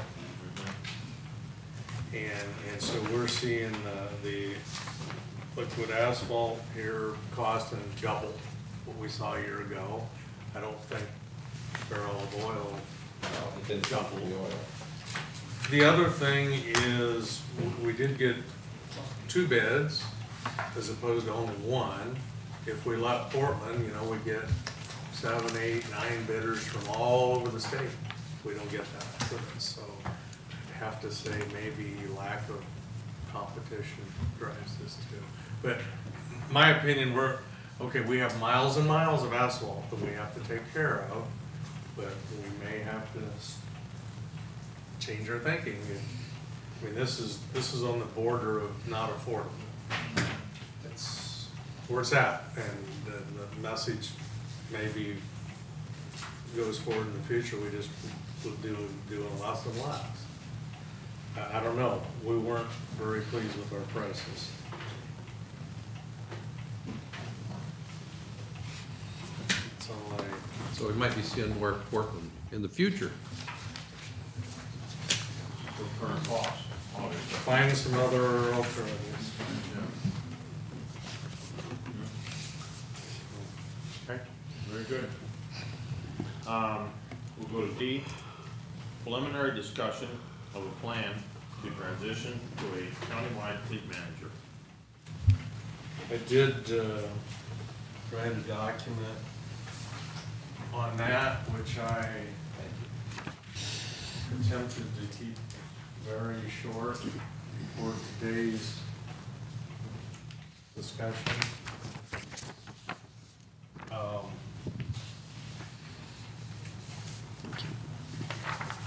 And answering some of the questions that you all asked me to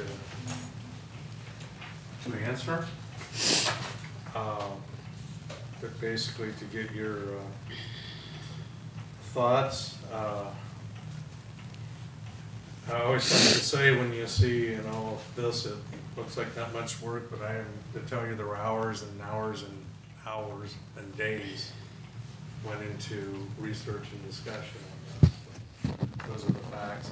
If you have questions at this today, I will expand on them, but basically, location and reporting, we think should remain at secondary roads.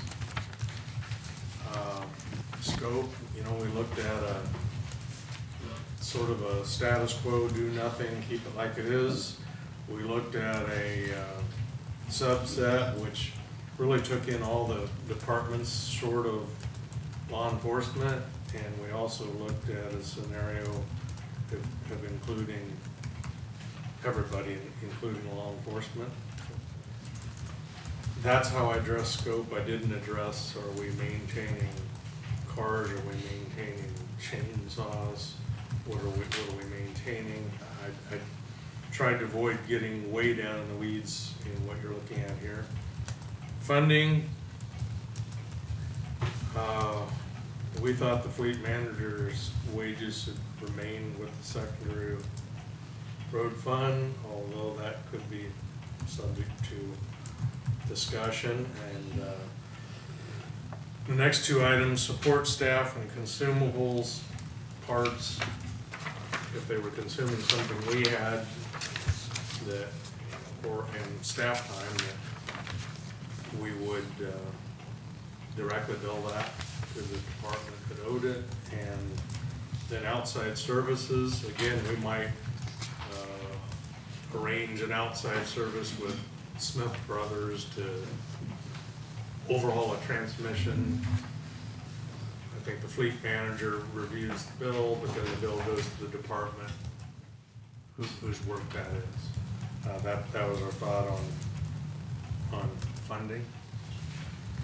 Thing I don't see, Keith, and I don't know that it's easy to address or impossible to address, but any cost analysis between what we're currently doing and what we would do if we shift to a full-time fleet manager.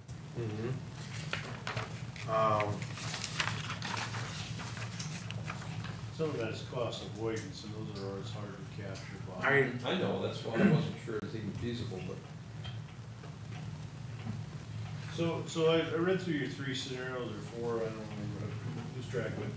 So one thing you contemplated was, you know, status quo, and then the other one was, you know, small expansion. Some of the departments that all say we're probably not well staffed for doing something like this. And then the other would be just everything. And I don't know, are we thinking, you know, because is there any value, you know, like conservation and sheriff's office are two that come to mind. I don't think, are we thinking them at this point, or not thinking those, or? Well, he had the sheriff's department.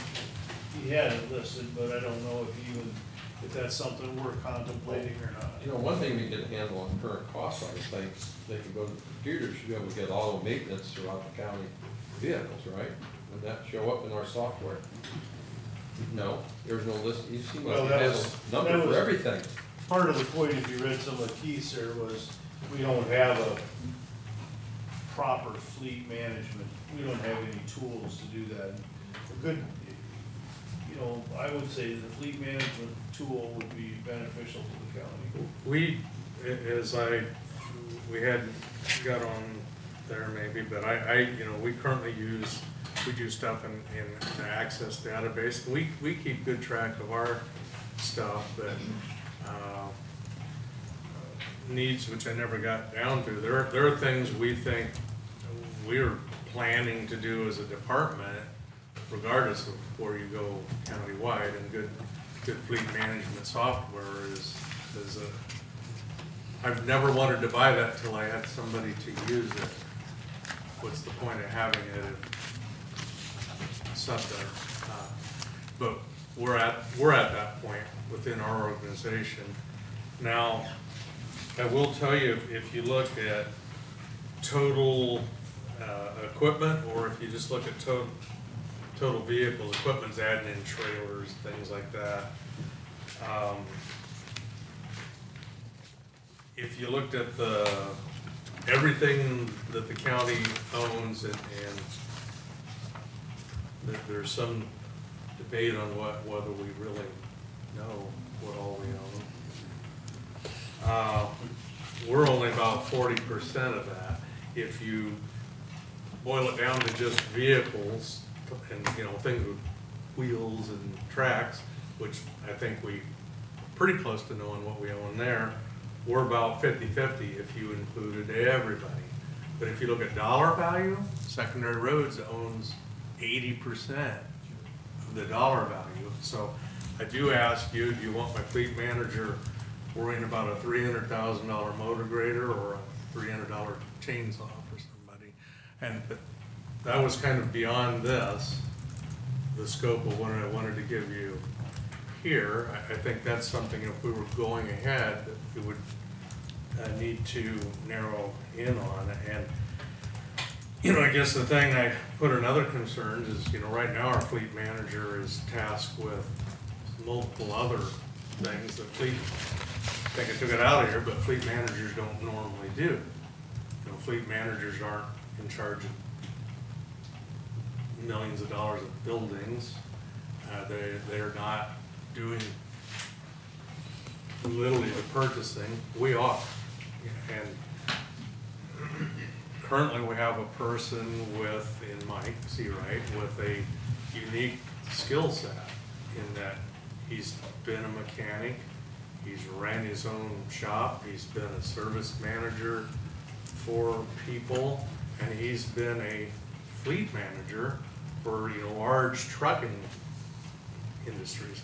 I would say he spent a good part of his time coming up to speed on what's unique with us. And these large trucking industries don't own motor graders and snow plows and those things. So, but I think that skill set will be extremely difficult to replace in the future. So as you build an organization ahead, you need to look at that differently. I was sitting in Mike's office, probably discussing this, but maybe not, when one of the folks came in and asked a couple questions. And I asked Mike, I said, you may not know, but you probably do, the Scott County fleet manager is from here, he knows her. And I'm like, could she have answered those questions? And he said, probably not, which was my thoughts. Because they were mechanic questions, not fleet management questions. So again, I think we need to realize we have a unique skill set available to us that there is, without trying to put actual numbers, dollar numbers on it, there's no doubt in my mind that Mike would A, do an outstanding job, and B, save the county money. I view his position properly performed like the county engineer's position. If you can't make decisions that more than save the county your money, you're not doing your job. And I think he more than saves, you know, every penny we pay him. As I've said before, a lot of it is incremental. It's small things that just aren't necessarily thought of by other people that are trying to accomplish other things besides maintaining vehicles. Scott County found a lot of tens of thousands, hundreds of thousands in tires and fuel with other departments, just helter-skelter random how they did that. And they brought it all under one. So there's, you know, we've kind of gone a little bit from, I can't say the proper words, but not just preventative maintenance, but, you know, we became much more proactive in our department and being out ahead of things on equipment to try and not have things happen. So I think that can be extended, and one I only briefly in one line mentioned there, my scenario one, said it could possibly include a very small subset of other departments. If you look at zoning, community services, general services, the assessor, maybe the attorney, there's only 9 vehicles there. And they're, you know, car, pickup, SUV. We could incorporate that into our operation with no change. Or at least with the things we do, we will want to do anyway moving ahead. It's when you go, as Jeff mentioned, you go to conservation who has 32 things, and the sheriff who has 76 things. Excuse me. Wrong one. 57, but only 33 of those things are vehicles. Okay. Some mowers and. Well, they got boats, they got gators, they got dive gear and trailers and command posts and Swiss Army knife trucks and although they sold that, we know that, but again, that kind of comes down to what kind of scope you put on the thing, what all you're going to include in there, and you know, I also touched on purchasing.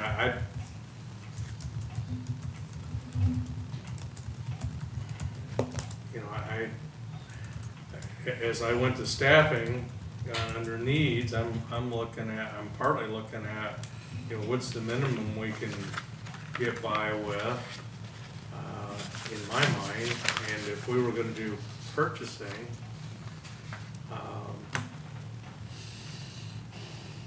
you know, there's only so many hours in a day, and one guy can't do it all, can't do it, and we're either going to. I really think it would take more than 50% of Mike's time for the considerable future to eat the whole thing. You know, he's now up to speed on us, but now he's got to gather in all the other and focus there. So it's doable. I guess I'd like to go through the needs there just a minute. Mechanic, we thought that you know, we've been looking at what we've regularly, what we contract out. We feel we could bring one on for half what we're paying, and we have a really good negotiated rate, which I suspect other departments are paying higher than our negotiated rates. And we think we would need a person doing parts, inventory, data entry, and then perhaps a mechanic's helper type level. Software, we definitely need to go to a fleet maintenance program, and we probably need 2 workstations to accommodate these people. Then facilities is a big thing, and I didn't write it in here, but you know, we're living in a 41-year-old building, 41-year-old building. Might go 40 more and it might not. Is it a steel structure? Is a steel structure. But the main building is a steel structure. Steel posts and girts and all that? Yeah. Yeah. Not a pole barn. But that aside, even with the new building we built, if you come to our shop during non-work hours, you'll see it's full. In our attempt to park everything under a roof. We take on other folks and have vehicles parked in there, we start losing working shop space. So I see the need in the future for expanded vehicle storage and perhaps even additional shop space. We feel we need a few more diagnostic tools and another set of lifts, because I think we're going to be working on more than one thing at a time. And same way, depending on the level of service, you know, we jump in a service truck and go to where there's a problem. We might need another service truck and certainly another pickup. So those are kind of all the pluses and minuses I see. Said again, if a person wanted to look at a subset, we could easily add, you know, cars, pickups, trucks for the departments that are small, And I got pointed out, I listed auditor and I listed recorder. Well, they don't have any vehicles right now, but you never know what the future might bring. So I just was trying to capture all departments. Questions? Concerns? Give me a lot to think about, Keith, I'll say Yeah. that. Because within the framework of your presentation, you suggested that it could make a lot of sense and it could save the county a lot of money. Now, it also seemed like it'd be a high degree of difficulty in putting it all together and making it happen. And along those lines, as well as, I'd say, negative, the timeline of how long maybe we would be able to keep Mr. Seawright on, but he sounds like the kind of person you'd want with his background and knowledge, just do the initial setup. Because see, that's gonna be a big deal. If you can get it set up right, then you can hire somebody else going forward. Absolutely, and I will take, Mike is, absolutely dedicated to do this, if that's what you want to do. I mean, he'll take it on and he'll make it happen. My only thing on these is, I always have to go back on my experience. And, many years ago, I was involved in a larger body like this again, and the thing that was bad, the highway patrol had an awesome fleet management program. Those guys could tell you to the mile when they need to pull a car from service and when it was gonna start costing them more to run and operate than it was worth, and all that stuff, and it helped them with their trade program. And they had another fleet operation that did, so I was a general, administration employee. I needed a vehicle, I didn't have to worry about it, I just called and I got a car, and I knew it was well maintained, the tires were good, and everything, you didn't have any problems, and if you did, you had a little number you called, and they took care of you. But what always bothered me then was, the agency that didn't participate was our social, I don't know, what do you wanna call it, like our community services. And what were they doing? Oh, they were going out because they wanted to save a lot of money, so they were buying those highway patrol cars for next to nothing. With the highway patrol already said these are not safe, they're a cost, but they were getting them for a few $100. And then who are you transporting? People that are probably down on their luck or in need, and it's like, that's what always bothers me is, we have an obligation, I think, that when we have employees on the road, that they're in a safe vehicle, that they have access to that. And I don't necessarily think we need to burden our administrative managers. They got their line of work to think about. And,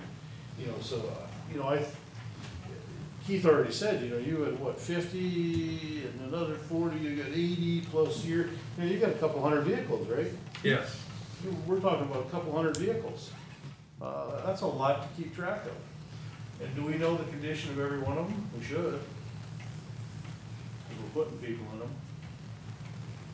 That's what I think. Well, the presentation to me said, as I said, gives me a lot to think about. I thought it had promise. The question I think the question we all have is, with elected officials, and I always believe that everybody's gonna, if it's of value to them and they find it useful, they're gonna use it.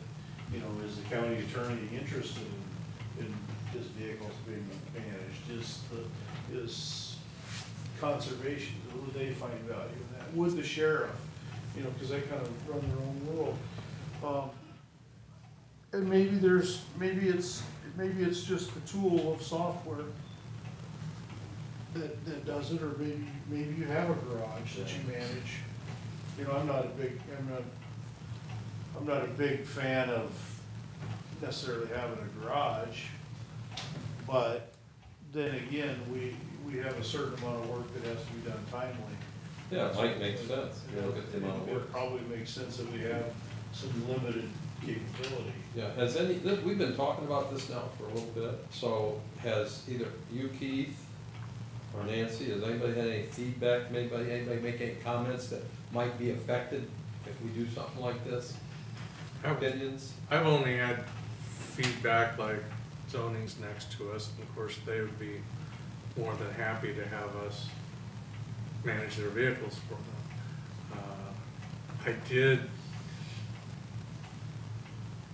again, the people with a couple vehicles here and there, I didn't see that as a big challenge. I did go to the next big player up, which was Kurt Weiss, and had some discussion with him. And really the first question from him would be, what's in it for, what's the advantage to them? If it's scheduling oil changes, his operations manager schedules their oil changes. So we had discussion about things that we think could improve, and he seemed receptive, So he seemed receptive, and who said the sheriff department did? I didn't talk to them Oh, because. who was the other one?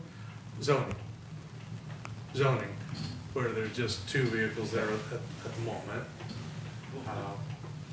And again, I think there's one-off, two-off vehicles. It's, people view it different ways. You want to take over my vehicles and take care of them for me, I'm happy for you to do that. Well, I think we all. Everybody may not see it that There's way. a lot more to it than just changing oil. Yeah, exactly. A lot more to it. So- There's a lot of parts on a vehicle that wear out. According to this, if there was a countywide fleet manager, these are all the things that we would have to add. I think those are things that we should add. They aren't necessarily day one things. Okay. I already mentioned where I thought, and people that, we're considering filling the mechanics position simply because we've gotten to the point with outside that we're practically using 40 hours every week, and we think we can do it for quite a bit less money. But so that's what's driving that. But I think the parts, inventory, data entry, that type of person is pretty much a necessity. If there was a mechanics helper type, I think they would be a cross-trained highway maintenance worker too, that they could go drive plow route if needed. Or the parts, inventory, data entry assistant and mechanics helper could be one and the same. Possibly, they could. And this doesn't mean that he'll do all this work in-house. No. By any stretch of the imagination. No. And I want to make sure that that's clear, that that's not, I don't believe that's your intention, it certainly No. isn't mine, No, it isn't the intention not at all. at all. But right now, again, we're probably doing 40 hours a week in-house with just our stuff. Yeah. And there will be some things that would make sense in-house, but I would look for a whole lot of to be outsourced and a phone call. I would too. And we have, with everybody, we've negotiated rates with everybody on everything as best we can. We also, again, for secondary roads, with millions of dollars of CAD equipment, please don't say, why weren't you doing this before? Because we were to the best of our ability, but you have Mike become completely familiar with how we do that, and he checks every, line on there. It doesn't have to come to me and I say, well, why are we paying for, shouldn't this be warranty? I mean, I think you'll find a fleet manager being a little more cognizant of what warranties are, what, I think there's dollars saved every day by his review of things.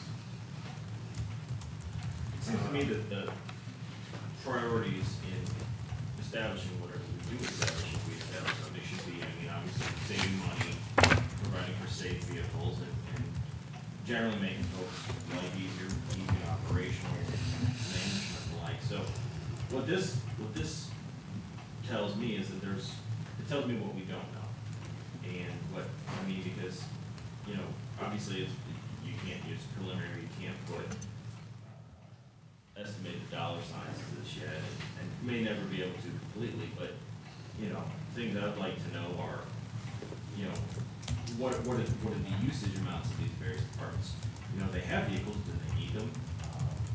You know, where does, it might get to be the guy, if he were to go through and, look at these scenarios, where does he think, what's the lowest hanging fruit, where could we save the money, where could we improve things the most? And, you know, what would be, you know, farther on down the list and maybe harder to realize in terms of savings and those other priorities. So, you know, this just tells me what I don't know, and, you know, I don't know how I could vote on anything, obviously we're not right now, but without having a better idea of what we expect the results of any change in being.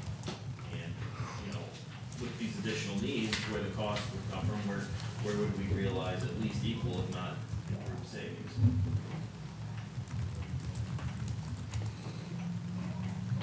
Yeah, if you, as you suggested or mentioned, low-hanging fruit, so if we have areas where we feel pretty confident that there can be a savings, and that's where you start at. Yeah. If that isn't gonna fly, then the bigger picture isn't gonna fly either. Well, what I hear here is, you know, we've been successful by putting an individual in and assigning them activities. And I think it's proving value. You know, Keith says that I buy it, you know, I've seen some things. So now probably we were fortunate to find an individual with a pretty different set of, you know, we're not gonna find people like that all the time with that broad brush of skill sets. So I think what this is maybe it says that we need to invest, and maybe that's we being the board, into, you know, like the fleet management tools. Maybe that's, and maybe you've got your prototype area in county secondary roads, and maybe that's fine. But it doesn't mean that if we had a tool that it couldn't be a county-wide tool, that it's conservation to take advantage of it. Because I'm pretty well convinced whether your ops manager does or not, you know, when you have somebody wearing a lot of hats, which one do I forget to put on which day? You know, if I ask Kathy, when is the last, you know, who takes care of checking your car when it needs oil change or tires rotated, or you do, yeah, And you know, that's just kind of when you think about it, or you're watching that. And see, that's not necessarily what we want those folks doing. There ought to be a schedule of that somehow, somewhere. And when should that car be replaced and all that, you know? We can't think that there's gonna be a tornado every other year to get it replaced. And Right. would we have had a plan for it? You know. It did. But I think that, you know, I'm not one to spend a lot of money for things that I kinda like to see, but I think maybe what we ought to consider is taking some of the ideas that Keith has and said, you know, so how do we expand that and expand the effectiveness? Then we look at what makes sense. Well, that's like, basically he said, it sounds like we have an opportunity, so let's investigate it. I think we do, and to go along with what Jeff just said, is the very reason that the fleet manager should be standalone, and that funding should not go through any other department.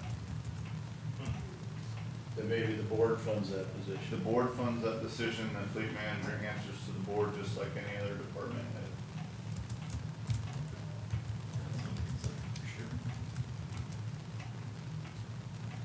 Well, you're always gonna have, you know, and that's where I don't know. I don't know the answer. You always have, you know, I like the local decision maker having control over people.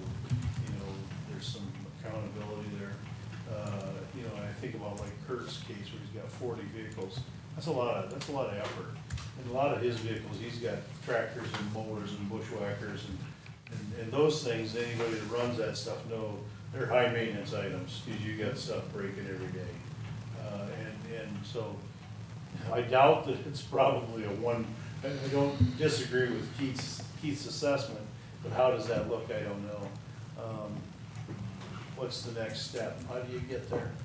Well, like you were talking about, you know, we could pull a budget, a vehicle budget from several departments and go to a pool type program with the county, and, you know, Amy needs a car next week. She calls down, says, I'm gonna need a car on this day, from this time to this time, or this day to this day. And, you know, there's a place in their budget, for rental or whatever. Instead of, I'm talking about having a pool of cars. So like your secondary roads, that's not gonna change. Conservation, that's not gonna change. And we know on a daily basis that the zoning needs, you know, 2 trucks right now. But for all the other departments, it could be a pool. Right. And I think it'd be very simple.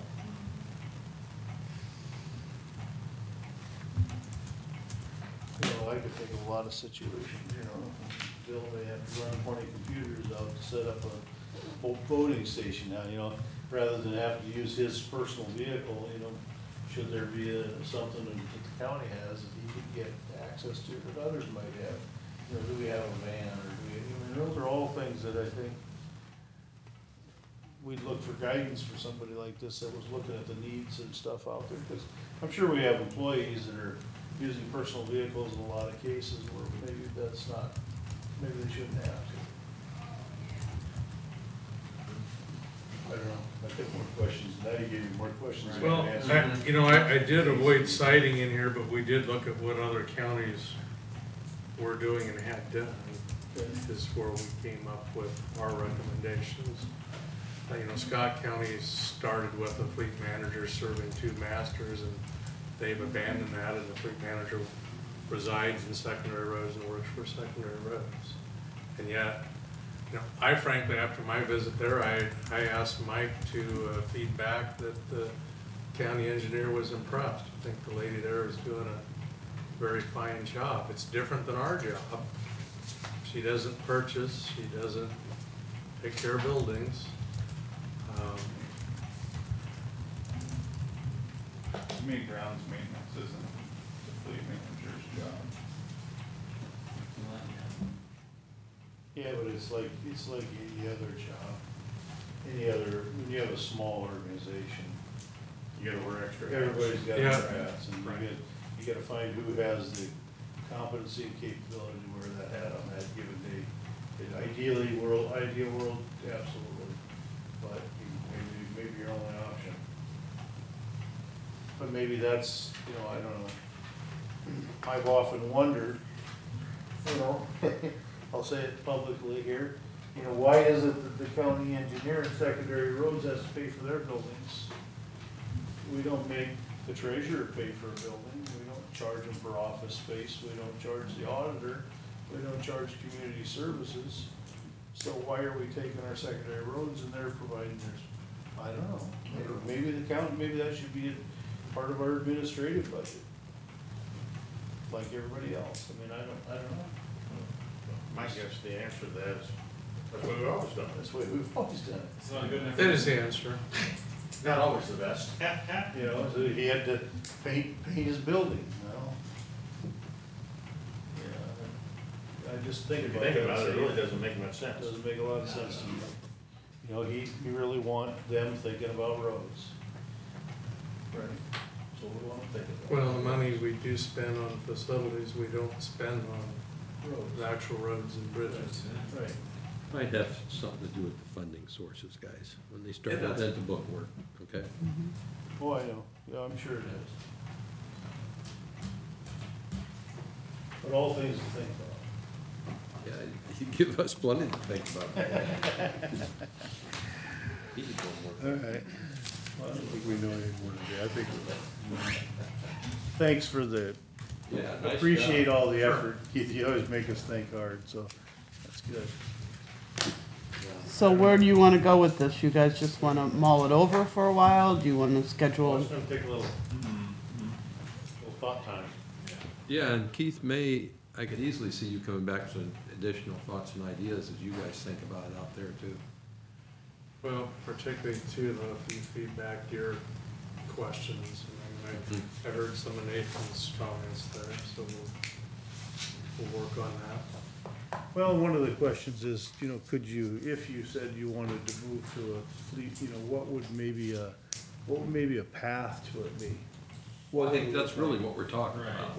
You know, if you have I kind of call it the current state and the future state. If the future state is this, then how, you know, what are some common sense ways to get there? And then we have to look at how do you fund it and who funds it, and all those things can be figured out once you kind of have a picture of what maybe it would look like and how would you transition? Because you're not gonna do it, you know, it's gonna take time and some effort, thought. That will. Anything else, Keith? Well, yes, under other two things, I'm not gonna go through much of a report on projects, because not a lot has changed other than our crack sealing contractor is in the county this week, so you'll encounter them sealing cracks on roads around the county. And the other item I had is, I think I alluded to it before, but Randy Hopkins, our surveyor engineering tech, is retiring August 31.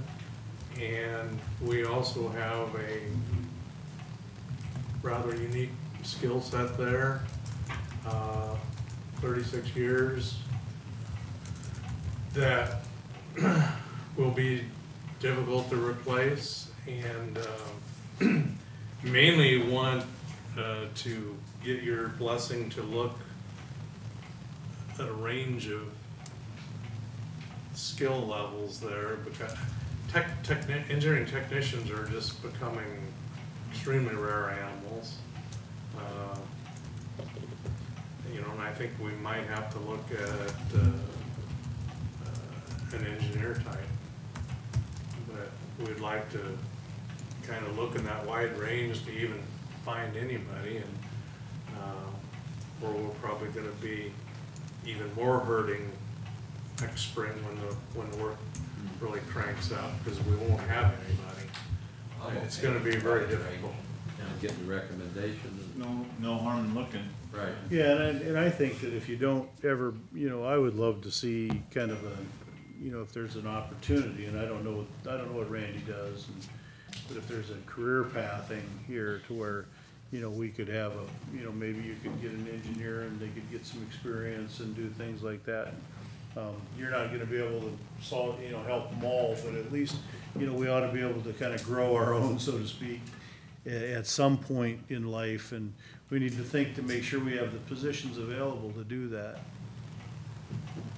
That's where these people used to always mostly come from, was counties grow their own, and as staff sizes have gotten smaller and smaller, that's just difficult to do. But I think it'll be a difficult look, and I said I'd like to look in a wide band just to see what might be possible. That's an epidemic in our world. They used to have what they used to have what they called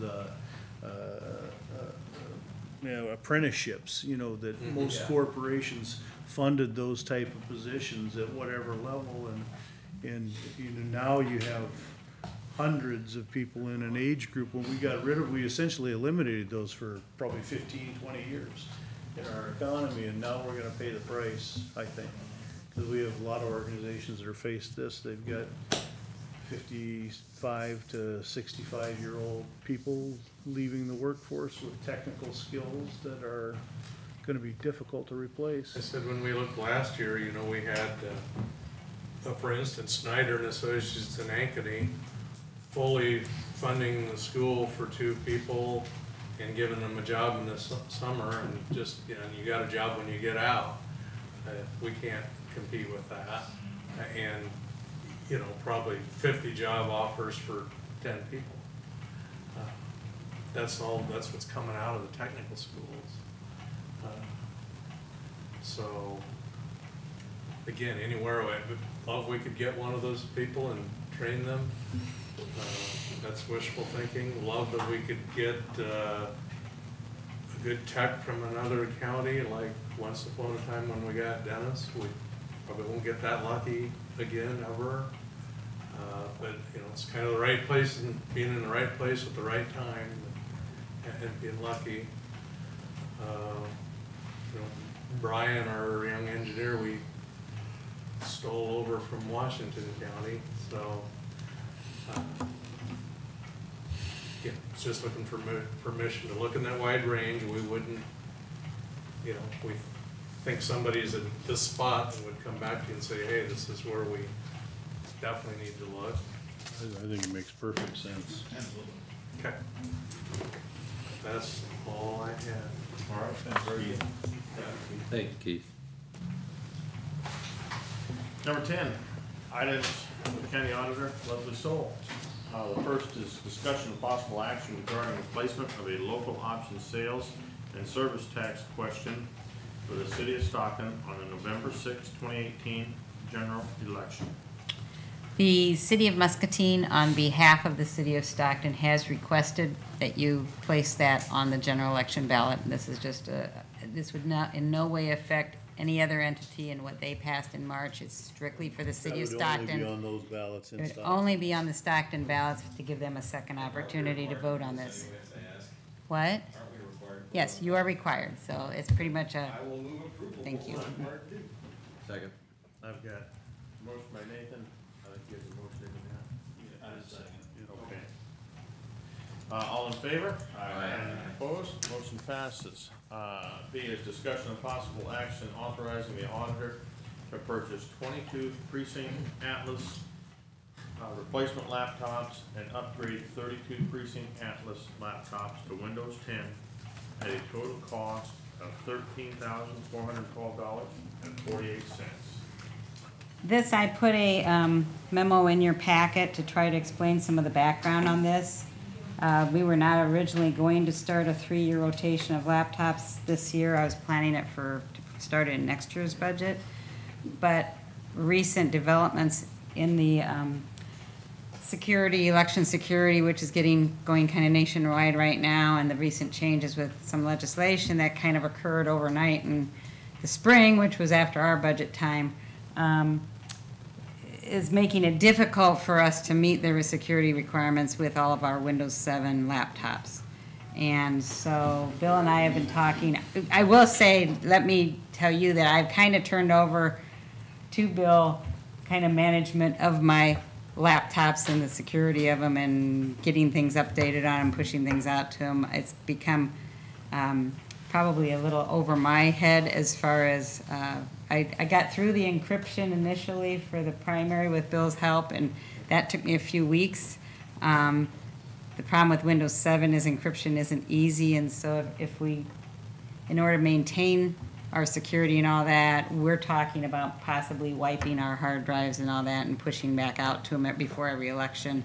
That's what a lot of the counties are starting to do.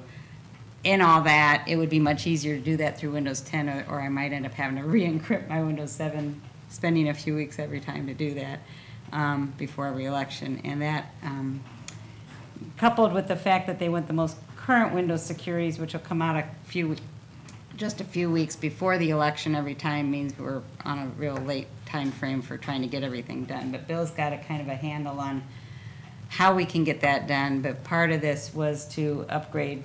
We thought about upgrading all of our laptops to Windows 10. However, with some of them, we have like 44 of them that are almost 5 years old, and thought that we should do at least 22 of them this year, rather than put Windows 10 on them and then, pay for the upgrade to Windows 10 and then replace them right away next year. We will still have that to a certain extent with some, but. So it'll have the benefit of having encryption capabilities built in, whereas right now with Windows 7, we're having to use third party. And it's a little more cumbersome. Makes total sense to me. And 10 Pro's pretty stable now. It's been. Yeah. It is, if you follow or whatever, Windows 10 is going to be in a constant upgrade pattern. So twice a year that they're basically releasing a new update to it or a new version of it. So we will make sure that they're on the current version and then updated prior to each election. And these will all be on the county's normal contract with our Microsoft, our Office, and whatever we need to. We don't put Microsoft Office on We these. just have These are Windows. strictly We get our, Windows, yeah. so it's all our contracted Right. pricing and. We're getting will- contract pricing on it, but we do not actually currently contract our operating system. You just buy it on the machine and that's all you do? Right, we just You do don't the have, version. okay. But when we look at renegotiating with Microsoft next year, we may be looking at bringing that on, bring some other benefits to bring it, or to us at that time. So, So if you guys, or if you adopt this, wipe the laptop clean, reload, I mean, are you equipped to do that in mass like this, Bill? You can handle 40 machines in a few days? we should be able to. Other counties are doing it. I mean, And Bill has already taken some steps up in my elections room to do some Right. drops so that he can put these ports that will be multiple, and I can load up all the laptops for, a bunch of the laptops for him at a time, and he can quick do them and then load up the rest of them. so they'll stay in their, basically in their elections room or whatever, but we will have network ports in there. We'll put them on a separate network off ours so that we can do them for their updates. And that will be it. We'll use or inexpensive switching equipment so we can have a master system that we can image out to multiples at a time. So, And that network won't be part of, won't ever hit the internet, it'll be a private network. it has to hit the internet for the updates, unfortunately. one For a machine. brief spill, yeah. Well, right, for Your one master. machine For one machine, essentially, right. but depending on when the elections are held and when updates may have been released, we may have to do them each at a time. Okay. So, but again, they won't be on our network, they won't be on the network all the time. It will be a segment off of our firewall that you can turn on and off, basically. And on election day, they would not be on any sort of internet or network. So I'll move to approve. Second.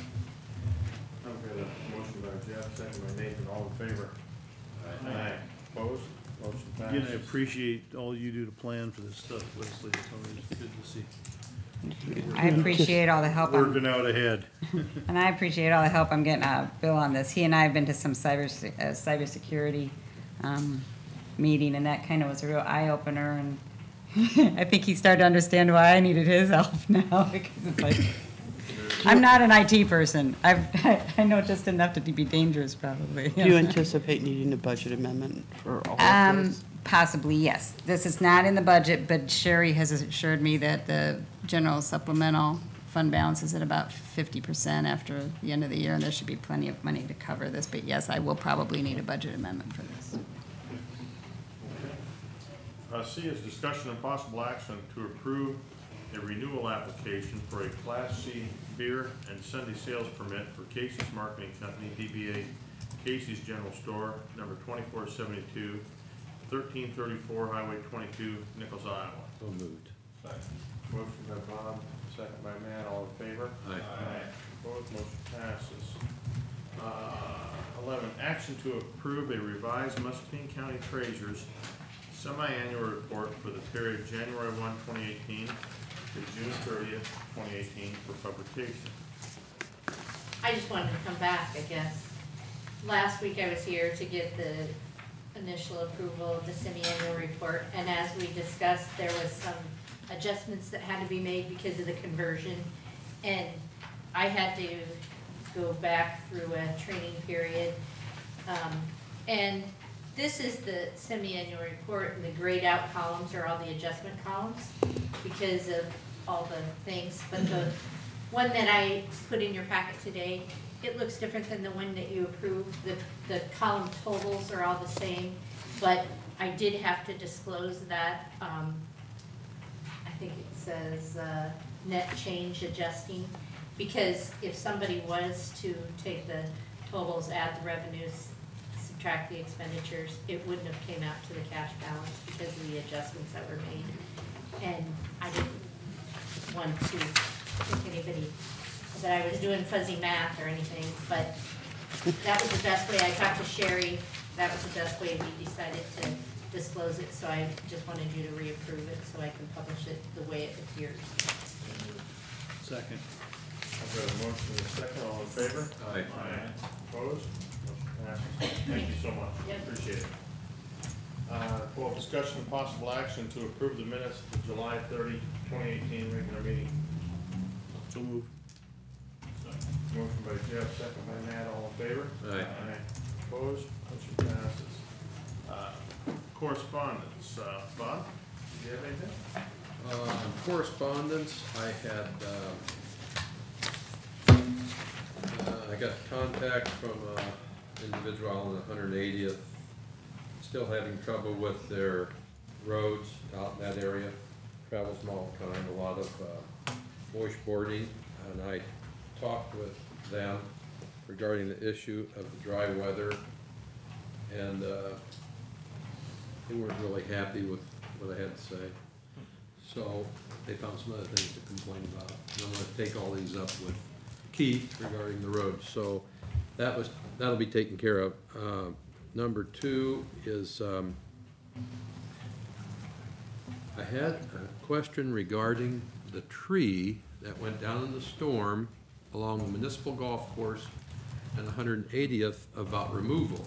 Now, I was a little unclear on this because when I was involved with the city on city council and so forth, and these issues came up, the way the state law read was that wherever the tree fell, that's who's responsible to take care of the tree, not who owned the tree. So I didn't know how it worked in the county. You can address that now, or you can tell me afterwards, but I'll address that with them. Well, I don't necessarily agree with that. The owner of the tree is responsible for the tree. In the county? In the city. Okay, well, that's never the way it was handled, so. Anyway, as long as I've you're lived in the sure, city, I'll had a carry tree the fall water. down with my neighbors in my yard, their carry responsibility. the We water. can defer to the attorney on that, but, Retainer. this particular tree, when we trimmed trees along there, they absolutely told us to leave that tree alone. So we did. Storm, 2/3 of it fell down in the golf course and 1/3 fell down on the outside. Right. It's their tree. Will you all tell me it's Hey, you not? asked the questions. Yeah, and then the only other thing I had was, an individual stopped me, and I wish Kathy hadn't gotten so far away after church on Sunday, because I'd have got some help from you, but this individual's had some trouble with a guardianship issue, not with us, and the more they explained it, the more it sounded like a criminal issue, so I referred them to Alan, and then I'll touch base with Alan to see if that was worthy of him dealing with, and if not, then I'll probably get back with you. You know, a gentleman stopped in this morning with a question, and I wasn't able to see him because I was sent it over here. Okay, might be the same person, I'll talk to you afterwards. Okay, sounds Yeah. good. And that's all I had this past Okay. week, which is enough. That's enough. Nathan? I did not have any contacts. I had one call from a individual that lives in the county, and there was a noise issue coming from a business inside the city. And and this person had taken it driven to the point of where the noise was coming from, and it was 100% confident that this noise was coming from this. It was a high-pitched, annoying sound that he had not heard prior. So I called Sherry and asked her how something like that would be handled, because I wasn't sure who to contact on it. And she contacted the appropriate city office that handles that type of situation. They went to investigate, and 2 days later, I called the gentleman back to see if it had persisted or had subsided, and he said he had not heard the noise. So I don't know if anything was done or if it was some type of an operation that made that type of noise. Nonetheless, it was just a unique situation, and noise coming from the city up to the county. How are you going to solve that problem? So that's all I have. Top that one, Jeff. Okay. Nothing. Matt, you got anything? No. Okay, how about any committee reports, Matt? And answers that. No committee meetings last week. I'm gonna let the Farm Bureau meeting that we all attended, Jeff and myself, and Bob attended the Farm Bureau, meeting, and, there again, it was a dinner with questions and answers. So, any committees for you? Nathan? I had the Muscatine Community Health Association, Kathy alluded to that earlier. We basically met, she and I presented on the legislative changes with the regions, and that was it. What date was that? That was Wednesday the 1st. Thank you. Any committee on your behalf, Bob? No, Farm Bureau was the second. For your Yeah, Thursday the second. Okay. With that, receive information from county employees. Is there anyone need to address the board in that regard? 16 is items with the administration office. A is action to accept July 2018 payroll claims. Move to approve. We got a motion by Nate. I'll take it first. Got a motion by Nate and a second by Jeff. All in favor? Aye. Opposed? Motion passes. Anything other with administration office, Nancy? Anything at all? No. Okay. With that being said, we're going to the time, it's 11:30. We're going to take a 10-minute recess. We'll reconvene at 11:40. Perfect.